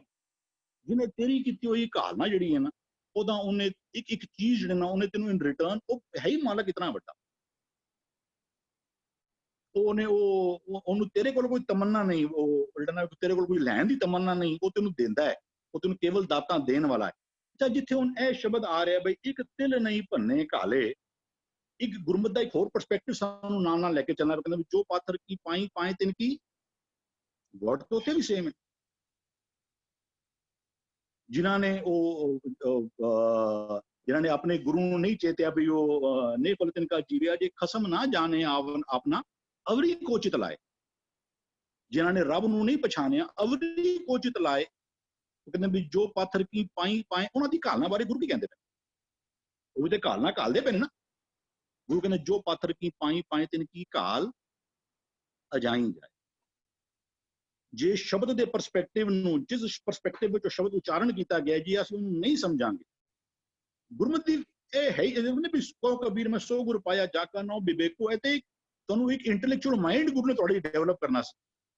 ਕਬੀਰ ਸਾਹਿਬ ਦੇ ਸ਼ਬਦ ਕਹਿੰਦੇ ਕਬੀਰ ਮਹਿੰਦੀ ਕਰਕੇ ਘਾ ਲਿਆ, ਆਪ ਪਿਸਾਏ ਪਿਸਾਏ। ਮਹਿੰਦੀ ਦਾ ਜਿਹੜਾ ਸ਼ਾਇਦ ਬਣਨ ਦਾ ਪ੍ਰੋਸੈਸ ਹੈ ਨਾ, ਉਹ ਸ਼ਾਇਦ ਉਹਨੂੰ ਬਹੁਤ ਵਾਰ ਗ੍ਰਾਈਂਡ ਕੀਤਾ ਜਾਂਦਾ ਹੈ। ਕਹਿੰਦਾ ਮੈਂ ਘਾਲਣਾ ਵਾ, ਬਹੁਤ ਘਾਲਣੀ। ਰੱਬ ਮਿਲਣ ਦੇ ਪ੍ਰਥਾ ਜਿਹੜਾ ਦੇਖੋ ਜਿਹੜੇ ਵਰਤ ਰੱਖਦੇ ਪਏ ਨੇ ਨੰਗੇ ਪੈਰੀ, ਉਦੋਂ ਯੂ ਫਾਈਂਡ ਐਸੇ ਉਦੋਂ ਜਿਹੜੇ ਉਹ ਰੱਖਦੇ ਨੇ 40 ਦਿਨ ਰੋਟੀ ਨਹੀਂ ਖਾਂਦੇ। ਉਹ ਮਨ ਕਾਮਨਾ ਤੀਰਥ ਜਾਏ ਬਸ ਉਹ ਸਿਰ ਕਰਵਤ ਰਾਏ। ਗੁਰੂ ਕਹਿ ਰਹੇ ਵੀ ਮਨ ਕੀ ਮੈਲ ਨਾ ਉਤਰੇ, ਜੇ ਲੱਖ ਯਤਨ ਕਰਦੇ ਵੀ ਲੱਖਾਂ ਯਤਨ ਕਰ ਲੈ ਤੇਰੇ ਮਨ ਦੀ ਮੈਲ ਨਹੀਂ ਉਤਰਨ ਵਾਲੀ। ਕਹਿੰਦੇ ਮਹਿੰਦੀ ਕਰਕੇ ਘਾ ਲਿਆ। ਇੱਕ ਪਾਸੇ ਕਹਿ ਰਹੇ ਨੇ ਵੀ ਤਿਲ ਨਹੀਂ ਭੰਨੇ ਘਾਲੇ, ਕਿਹਨਾਂ ਦੀ? ਜਿਨ੍ਹਾਂ ਦਾ ਉਹ ਸੱਜਣ ਹੈ, ਜਿਨ੍ਹਾਂ ਨੇ ਉਹਨੂੰ ਸੁਆਮੀ ਬਣਾ ਲਿੱਤਾ ਹੈ।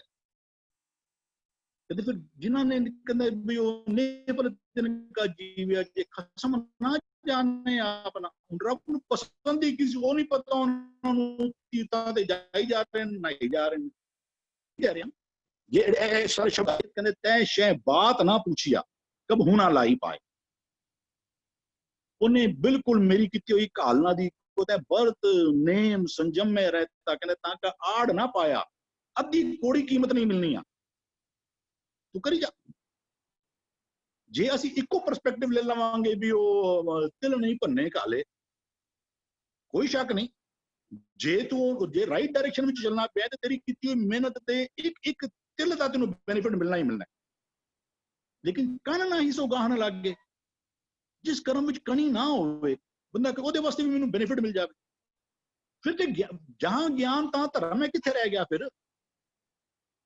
ਜੇ ਤੇ ਸਿਰਫ ਕਿਰਿਆ ਦੇ ਉੱਤੇ, ਫਿਰ ਗੁਰੂ ਦੀ ਕੀ ਲੋੜ ਰਹੇਗੀ? ਜੇ ਡਾਇਰੈਕਸ਼ਨ ਲੈਸ ਕੰਮ ਕੀਤਿਆਂ ਵੀ ਜੇ ਬੈਨੀਫਿਟ ਮਿਲਦਾ ਹੋਵੇ, ਗੁਰੂ ਦੀ ਲੋੜ ਹੀ ਕਿੱਥੇ ਰਹੇਗੀ? ਕੰਨ ਨਹੀਂ ਸੋ ਗਾਹਨ ਲਾਗੇ, ਤਾਏ ਤਾਏ ਦੁੱਖ ਪਾਈ। ਮਨਮੁਖ ਨੂੰ ਹਰ ਦੂਰ ਹੈ ਮੇਰੀ ਜ਼ਿੰਦਗੀ ਹੈ। ਜਿਹੜਾ ਗੁਰੂ ਕੋਲੋਂ ਨਹੀਂ ਪੁੱਛਦੇ ਨਾ, ਉਹਨਾਂ ਨੂੰ ਪਰਮਾਤਮਾ ਨੇੜੇ ਨਹੀਂ ਹੈ। ਮਨਮੁਖਾਂ ਨੂੰ ਹਰ ਦੂਰ ਹੈ ਮੇਰੀ ਜ਼ਿੰਦਗੀ ਹੈ, ਸਭ ਬਿਰਥੀ ਘਾਲ ਗਵਾਈਏ ਹੈ ਰਾਮ। ਇੱਕ ਪਾਸੇ ਬਿਲਕੁਲ ਸ਼ਬਦ ਐਸਾ ਹੈ, ਪਤਤ ਪਾਵਨ ਹਰ ਬਿਰਥ ਸਦਾਏ, ਇੱਕ ਤਿਲ ਨਹੀਂ ਭੰਨੇ। ਇਹ ਕਈ ਵਾਰ ਜਿਹੜੇ ਭਗਤ ਧੰਨਾ ਜੀ ਦੀ ਸਾਖੀ ਕੋਟ ਕਰਦੇ ਨੇ ਨਾ, ਕਿ ਬਈ ਉਹ ਤੇ ਰੱਬ ਤੁਹਾਡੇ ਕੀਤੇ ਦਾ ਦਿੰਦਾ ਹੀ ਦਿੰਦਾ। ਦੇਖੋ ਧੰਨਾ ਜੀ ਨੂੰ ਪੱਥਰ ਤੋਂ ਵੀ ਰੱਬ ਮਿਲ ਗਿਆ। ऐसे तो टिके हुए ने एक तिल नहीं भन्ने घाले। लेकिन गुरु बड़ा स्पष्ट कहना जो पात्र की पाई पाई तिन की घाल, गुरमुख सेवा हर घाल थाए पाई। ਜਦੋਂ ਗੁਰੂ ਕੋਲੋਂ ਪੁੱਛ ਕੇ ਜਦੋਂ ਕੋਈ ਘਾਲਣਾ ਘਾਲਾਂਗੇ ਨਾ, ਉਹਨੂੰ ਉਹ ਟਿਕਾਣੇ ਪਾਉਂਦਾ। ਸੋ ਸਾਨੂੰ ਪਰਸਪੈਕਟਿਵ ਆਫ ਦੀ ਸ਼ਬਦ ਜਿਹੜਾ ਹੈ ਨਾ, ਉਹ ਸਾਨੂੰ ਉਹ ਮਾਲਕ ਜਿਹੜਾ, ਇਸ ਗੱਲ ਤੇ ਕੋਈ ਸ਼ੱਕ ਨਹੀਂ। ਕਹਿੰਦੇ ਆਪੇ ਦਾਤਾ ਸੁਖੇ ਦਾ ਆਪੇ ਦੇ ਸਜਾਏ। ਸੁਖ ਦਾ ਦਾਤਾ ਵੀ ਹੋਵੇ, ਸਜ਼ਾ ਦੇਣ ਵਾਲਾ ਵੀ ਜਿਹੜਾ ਹੈ ਨਾ, ਉਹ ਪਰਮਾਤਮਾ ਆਪ ਹੀ ਜਿਹੜਾ ਉਹ ਹੈ। ਵੀ ਉਹ ਇੱਥੇ ਕਹਿੰਦੇ ਨੇ ਪਤਤ ਪਾਵਨ ਹਰ ਬਿਰਥ ਸਜਾਏ, ਇੱਕ ਤਿਲ ਨਹੀਂ ਪੰਨੇ ਕਾਲੇ, ਘਟ ਘਟ ਵਾਸੀ ਸਰਬ ਨਿਵਾਸੀ। ਉਹ ਪਰਮਾਤਮਾ ਜਿਹੜਾ ਹੈ ਨਾ, ਹਰ ਇੱਕ ਹਿਰਦੇ ਵਿੱਚ ਟਿਕਣ ਵਾਲਾ ਹੈ। ਨੇੜੇ ਹੂੰ ਤੇ ਨੇੜਾ, ਉਹ ਨੇੜੇ ਤੋਂ ਵੀ ਨੇੜੇ ਹੈ। ਨਾਨਕ ਦਾਸ ਸਦਾ ਸ਼ਰਨਾਗਤ ਹਰ ਅੰਮ੍ਰਿਤ ਸੱਜਣ ਮੇਰਾ। ਜਿਹਦਾ ਤੇ ਉਹ ਸੱਜਣ ਬਣ ਗਿਆ ਨਾ, ਉਹਦੇ ਵਾਸਤੇ ਤੋਂ ਮਨੋਂ ਪਰਮਾਤਮਾ ਜਿਹੜਾ ਨਾ ਬਿਲਕੁਲ ਅੰਮ੍ਰਿਤ ਸਰੂਪ ਜਿਹੜਾ ਹੈ, ਉਹ ਪਰਮਾਤਮਾ ਜਿਹੜਾ ਹੈ ਉਹ ਜਿਹੜਾ ਬਿਲਕੁਲ ਹੈ ਵੀ ਉਹ ਜਿਹੜਾ। ਬਾਕੀ ਜੋ ਨਹੀਂ ਹੈ, ਉਹ ਕਹਿੰਦਾ ਜੋ ਨਿੰਦਾ ਕਰੇ ਸਤਿਗੁਰੂ ਪੂਰੇ ਕੀ ਸੋ ਔਖਾ ਜਗ ਮੇ ਹੋਇਆ। ਅਸੀਂ ਕਹਿੰਦੇ ਵੀ ਉਹ ਕਹਿੰਦਾ ਨਰਕ ਘੋਰ ਦੁੱਖ ਖੂ ਹੈ, ਉੱਥੇ ਪਕੜ ਉਹ ਜੋਇਆ ਢੋਇਆ। ਕੂਕ ਪੁਕਾਰ ਕੋ ਨਾ ਸੁਣੇ, ਉਹ ਔਖਾ ਹੋਏ ਹੋਏ ਰੋਇਆ। ਓਨ ਹਲਤ ਪਲਤ ਸਭ ਗਵਾਇਆ, ਲਾਹਾ ਮੂਲ ਸਭ ਖੋਇਆ। ਉਹ ਤੇਲੀ ਸੰਦਾ ਬਲਦ ਕਰ, ਨਿਤ ਭਲਕੇ ਉੱਠ ਪ੍ਰਭ ਜੋਇਆ। ਹੁਣ ਵਰਡ ਦੇ ਪ੍ਰਭ ਜੋਇਆ ਆ ਰਿਹਾ, ਕਰਤਾ ਕੇਤੀ ਦੇ ਸਜਾਏ। ਇਸ ਗੱਲ ਅੰਦਰ ਡਿਨਾਇਲ, ਡਿਨਾਇਲ ਇੱਕ ਪੈਸੇ ਦੀ ਨਹੀਂ ਹੈ ਕਿ ਫਾਈਲ ਸਾਡੀ ਆਪਣੀ ਚੱਲੀ ਜਾਂਦੀ ਪਈ ਹੈ। ਲੇਕਿਨ ਟਰਮੀਨੋਲੋਜੀ ਦੇ ਕੋਈ ਐਸੈਂਸ ਹੈ ਜਾਂ ਨਹੀਂ ਹੈ? ਜਿਹੜੀ ਟਰਮਨੋਲੋਜੀ ਗੁਰੂ ਯੂਜ਼ ਕਰਦਾ ਮੈਨੇ ਕਰਤਾ ਕੀਤੀ ਦੇ ਸਜ਼ਾ ਸੀ ਕਹਿੰਦਾ ਰੱਬ ਸਜ਼ਾ ਨਹੀਂ ਦਿੰਦਾ ਵਰਡ ਤੇ ਬੜੇ ਸਪਸ਼ਟ ਨੇ I would तो it is why should it is everyone's choice तो हाँ जिसनु जे इस तरह समझ आ रही है ते it is everyone's this thing मैंने जिस तरह समझ आ रही है गुरबानी तो I am trying to share ते बाकी ते I feel तो ਜਦੋਂ ਕਹਿੰਦਾ ਵੀ ਬਾਬਾ ਰਾਮ ਰਾਏ ਜੀ ਨੇ ਇੱਕ ਅੱਖਰ ਬਦਲੀ ਕੀਤਾ ਸੀ ਅਸੀਂ ਕਿਤੇ ਕਿਸੇ ਗੁਰੂ ਦੀ ਸ਼ਬਦਾਵਲੀ ਨੂੰ ਕਿਤੇ ਉਹ ਬੜਾ ਜਦੋਂ ਕਰਨੇ ਪਿਆ ਕਿਤੇ ਉਹਦੇ ਐਸੈਂਸ ਨੂੰ ਤਾਂ ਨਹੀਂ ਚੇਂਜ ਕਰਦੇ ਗੁਰੂ ਕੋਲ ਦੂਜੇ ਸ਼ਬਦ ਨਹੀਂ ਸਨ ਗੁਰੂ ਕੋਲ ਦੂਜੇ ਸ਼ਬਦਾਂ ਦੇ ਰਾਹੀਂ ਵੀ ਬਿਆਨ ਕਰ ਸਕਦੇ ਸਨ ਜੇ ਕਿਸੇ ਗੱਲ ਨੂੰ ਗੁਰੂ ਕਿਸੇ ਸ਼ਬਦ ਦੀ ਚੋਣ ਕਰਕੇ ਅਸੀਂ ਤੇ ਗੁਰੂ ਤੋਂ ਸਾਡੀ ਤੇ ਕੋਈ ਔਕਾਤ ਹੀ ਨਹੀਂ ਮੈਂ I don't know ਮੇਰੀ ਤੇ I feel ਅਸੀਂ ਤੇ ਕੀੜੇ ਮਕੌੜੇ ਵੀ ਨਹੀਂ ਸਾਡੀ ਕੋਈ ਔਕਾਤ ਨਹੀਂ ਜੋ ਟਰਮਨੋਲੋਜੀ ਗੁਰੂ ਨੇ ਯੂਜ਼ ਕੀਤੀ ਹੈ ਉਹਨੂੰ ਬੈਸਟ ਸਾਡੇ ਹਿੱਤ ਵਿੱਚ ਆਈ ਹੈ ਕਿ ਉਹਨੂੰ ਉਹਦੇ ਪਰਸਪੈਕਟਿਵ ਵਿੱਚ ਉਹਨੂੰ ਸੁਣੀਏ ਸਮਝੀ ਜੇ ਕਿਸੇ ਨੂੰ ਹੋਰ ਵੀ ਆਰ ਆਲਵੇਸ ਓਪਨ ਜੇ ਕਿਸੇ ਹੋਰ ਪਰਸਪੈਕਟਿਵ ਤੋਂ ਸਮਝ ਜਿਸ ਦਿਨ ਗੁਰੂ ਕੋਲੋਂ ਸਮਝ ਆ ਜਾਏਗਾ ਨਾ we should definitely move that way ਹਾਂਜੀ ਹੋਰ what anybody can whatever add or whatever ਧੰਨਵਾਦ ਵੀਰ ਜੀ ਬਹੁਤ ਬਰੀਕੀ ਵਿੱਚ ਬਹੁਤ ਜ਼ਿਆਦਾ ਡਿਟੇਲ ਵਿੱਚ ਆਪ ਜੀ ਨੇ ਸਮਝਾਣਾ ਕੀਤਾ ਧੰਨਵਾਦ ਆਪ ਜੀ ਦਾ ਦੇਖੋ ਇੱਧਰ ਦੋ ਅੱਖਰ ਸੀ ਅਗਰ ਸਮਝਣਾ ਕਰੀਏ ਨਾ ਇੱਕ ਮਿੱਠ ਬੋਲਣਾ ਤੇ ਹੋਰ ਦੂਜਾ ਹੈ ਕਦੇ ਨਾ ਬੋਲੇ ਕੌੜਾ ਅਸੀਂ ਸਮਝਣਾ ਕਰੀਏ ਜੇਕਰ ਇਸ ਗੱਲ ਨੂੰ ਇੱਕ ਉਦਾਹਰਨ ਦਾ ਸਹਾਰਾ ਲੈ ਕੇ ਅੱਗੇ ਚੱਲੀਏ ਨਾ ਤੇ ਬੜੇ ਸੋਹਣੇ ਤਰੀਕੇ ਦੇ ਨਾਲ ਸ਼ਬਦ ਸਾਨੂੰ ਬਿਲਕੁਲ ਕਿਸ ਪਰਸਪੈਕਟਿਵ ਵਿੱਚ ਹੈਗਾ ਔਰ ਗੁਰੂ ਸਾਹਿਬ ਕਿਸ ਬੋਲ ਰਹੇ ਹਨ ਉਹ ਗੱਲ ਸਾਨੂੰ ਬੜੀ ਕਲੀਅਰ ਹੋ ਜਾਏਗੀ ਇੱਕ ਬੱਚਾ ਚੋਰੀ ਕਰਕੇ ਘਰ ਆਂਦਾ ਹੈ ਮਾਂ ਨੂੰ ਕਹਿੰਦਾ ਹੈ ਇਹ ਮੈਂ ਚੋਰੀ ਦਾ ਸਮਾਨ ਘਰ ਲੈ ਕੇ ਆਇਆ ਇੱਕ ਮਾਂ ਉਹਨੂੰ ਬਹੁਤ ਪਿਆਰ ਕਰਦੀ ਹੈ ਕਹਿੰਦੀ ਤੂੰ ਬਹੁਤ ਚੰਗਾ ਕੀਤਾ ਔਰ ਇੱਕ ਪਾਸੇ ਦੂਜੀ ਮਾਂ ਦਾ ਉਦਾਹਰਣ ਲੈ ਲਈਏ ਦੂਜੀ ਮਾਂ ਉਹਨੂੰ ਖਿੱਚ ਕੇ 2 ਥੱਪੜ ਲਗਾਉਂਦੀ ਹੈ ਔਰ ਕਹਿੰਦੀ ਹੈ ਕਿ ਇਹ ਤੂੰ ਜੋ ਕੀਤਾ ਹੈ ਠੀਕ ਨਹੀਂ ਕੀਤਾ ਹੁਣ ਪਹਿਲੇ ਉਦਾਹਰਣ ਵਿੱਚ ਮਾਂ ਪਿਆਰ ਕਰ ਰਹੀ ਹੈ ਦੂਜੇ ਉਦਾਹਰਣ ਦੇ ਵਿੱਚ ਮਾਂ ਨੇ ਉਸ ਬੱਚੇ ਨੂੰ 2 ਥੱਪੜ ਲਗਾਏ ਹਨ ਪਹਿਲੇ ਉਦਾਹਰਣ ਵਿੱਚ ਪਿਆਰ ਕਰਨ ਲੱਗਿਆਂ ਵੀ ਮਾਂ ਜਿਹੜੀ ਹੈ ਉਸ ਬੱਚੇ ਦੇ ਨਾਲ ਗਲਤ ਕਰ ਰਹੀ ਹੈ ਔਰ ਦੂਜੇ ਉਦਾਹਰਣ ਵਿੱਚ ਥੱਪੜ ਮਾਰਨ ਤਦ ਵੀ ਮਾਂ ਦਾ ਪਿਆਰ ਹੈ ਜਿਹੜਾ ਬੱਚੇ ਨੂੰ ਸੁਧਾਰ ਰਿਹਾ ਤੇ ਹਰੀ ਮਿੱਠ ਬੋਲੜਾ ਹੈ ਕਦੀ ਕੋੜਾ ਬੋਲ ਨਹੀਂ ਬੋਲਦਾ ਜੋ ਕੁਝ ਵੀ ਕਰ ਰਿਹਾ ਸਾਡੇ ਭਲੇ ਦੇ ਲਈ ਕਰ ਰਿਹਾ ਅਗਰ ਅਸੀਂ ਕਿਤੇ ਗਲਤ ਜਾ ਰਹੇ ਹਾਂ ਤੇ ਸਾਨੂੰ ਸਹੀ ਰਾਹ ਤੇ ਪਾ ਰਿਹਾ ਹੈਗਾ ਜੇ ਅਸੀਂ ਇਸ ਪਰਸਪੈਕਟਿਵ ਦੇ ਨਾਲ ਸਮਝਾਂਗੇ ਤੇ ਮੈਨੂੰ ਲੱਗਦਾ ਥੋੜਾ ਹੋਰ ਕਲੀਅਰ ਹੋ ਜਾਏਗਾ ਸ਼ਬਦ ਜੇ ਭੁਪਿੰਦਰ ਵੀਰ ਜੀ ਆਪ ਜੀ ਕੁਝ ਐਡ ਕਰਨਾ ਚਾਹੋ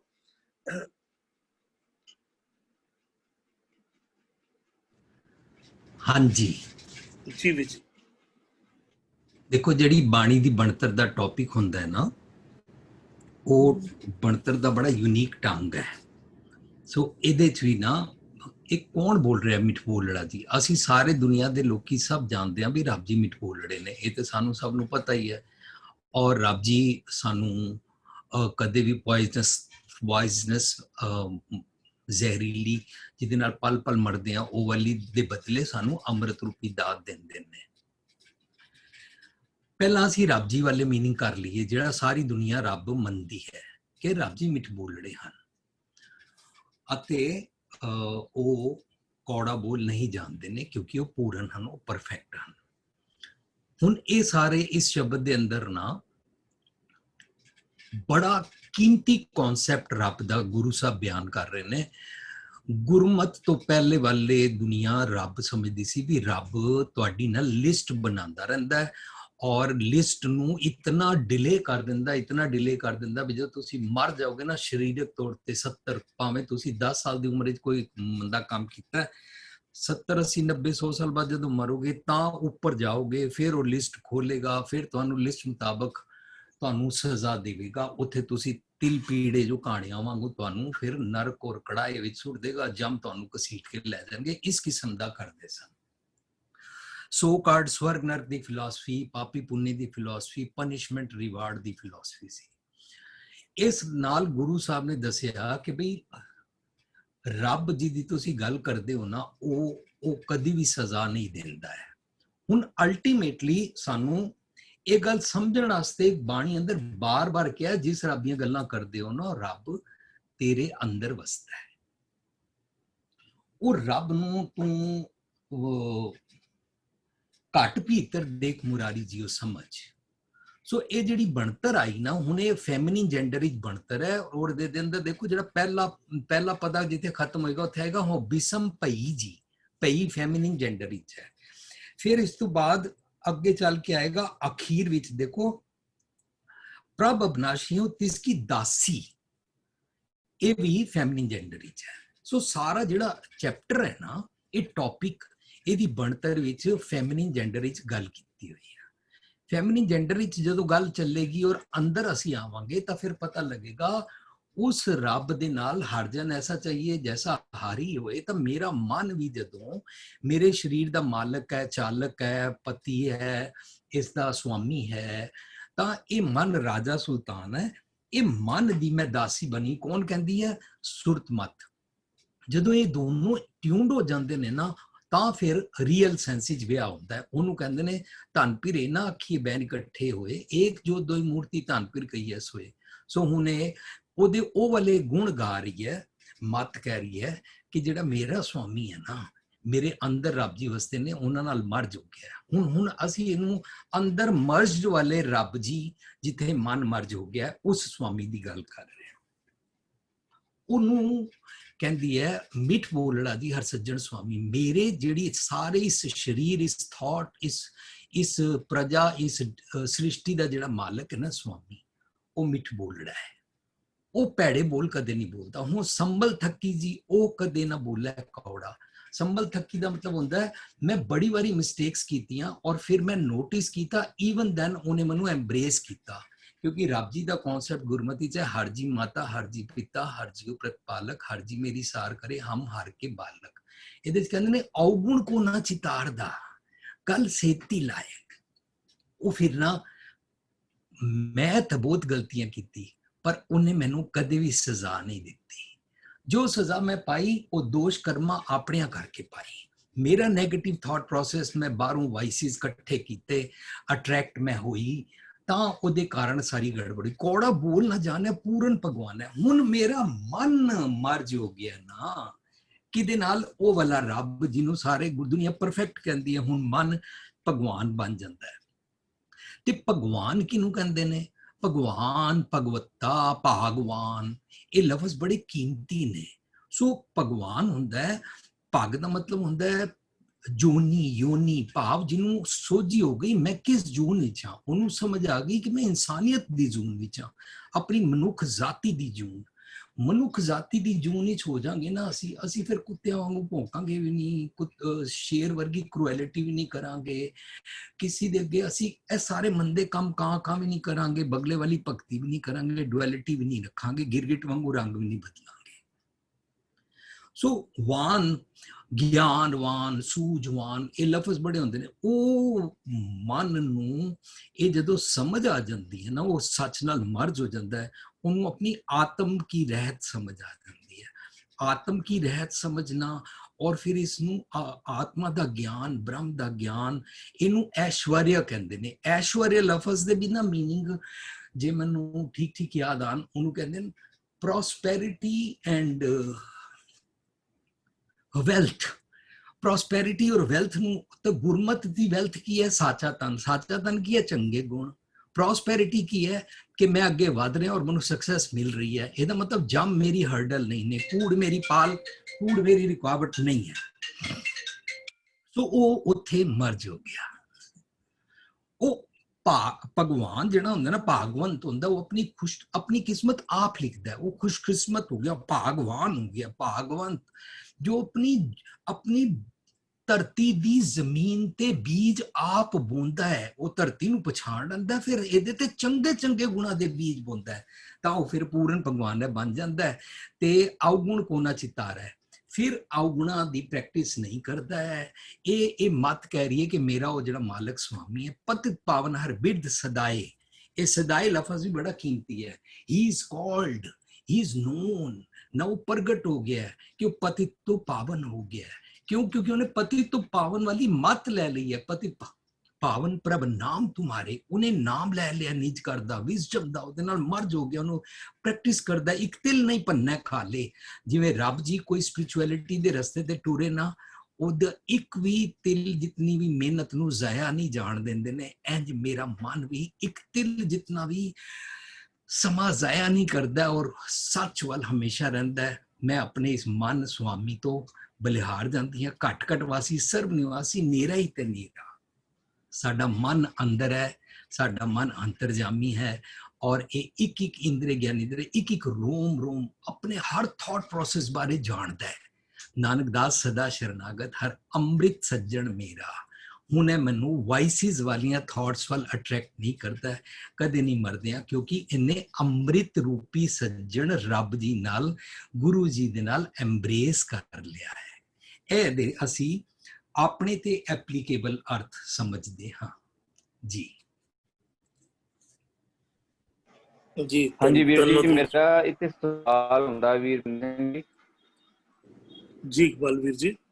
ਹੈਲੋ ਜੀ ਆ ਰਹੀ ਆਵਾਜ਼, ਆ ਰਹੀ ਵੀਰ ਜੀ ਆਪ ਜੀ ਦੀ। ਅਰੇ ਮੇਰਾ ਸਵਾਲ ਹੈ ਜੀ, ਤੇ ਇਹ ਮਨ ਨੂੰ ਵੀ ਮੇਰਾ ਮਨ ਜਿਹੜਾ ਹਾਰਿਆ ਸੁਣਾ ਸੁਆਮਿਆ।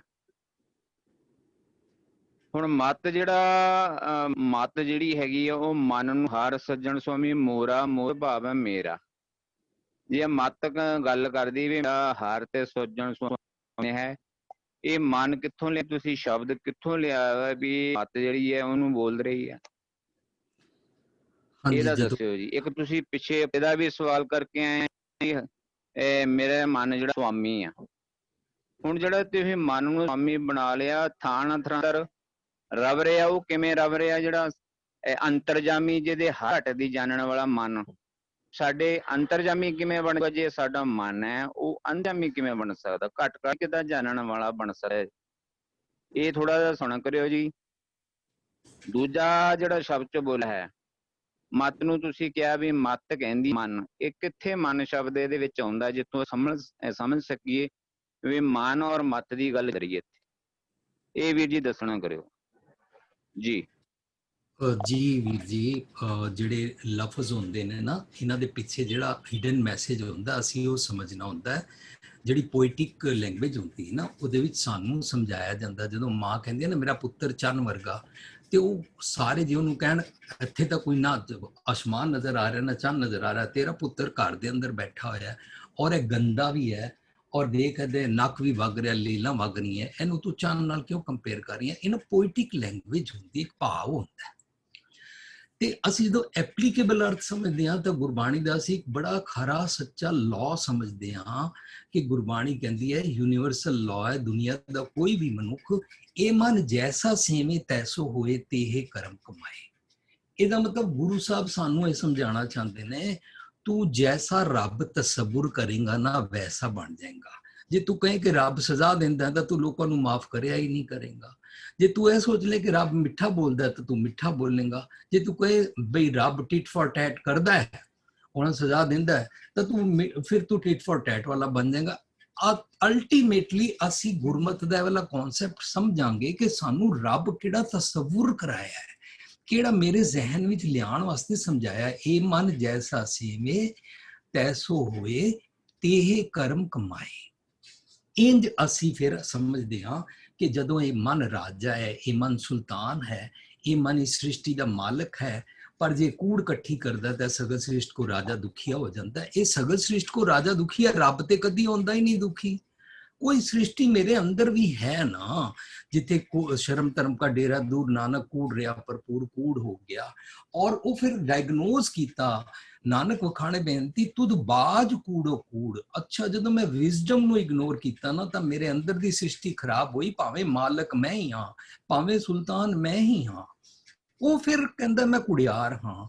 ਉਹ ਫਿਰ ਸਮਰਪਣ ਕਰਦਾ ਹੈ ਵਿਜ਼ਡਮ ਅੱਗੇ।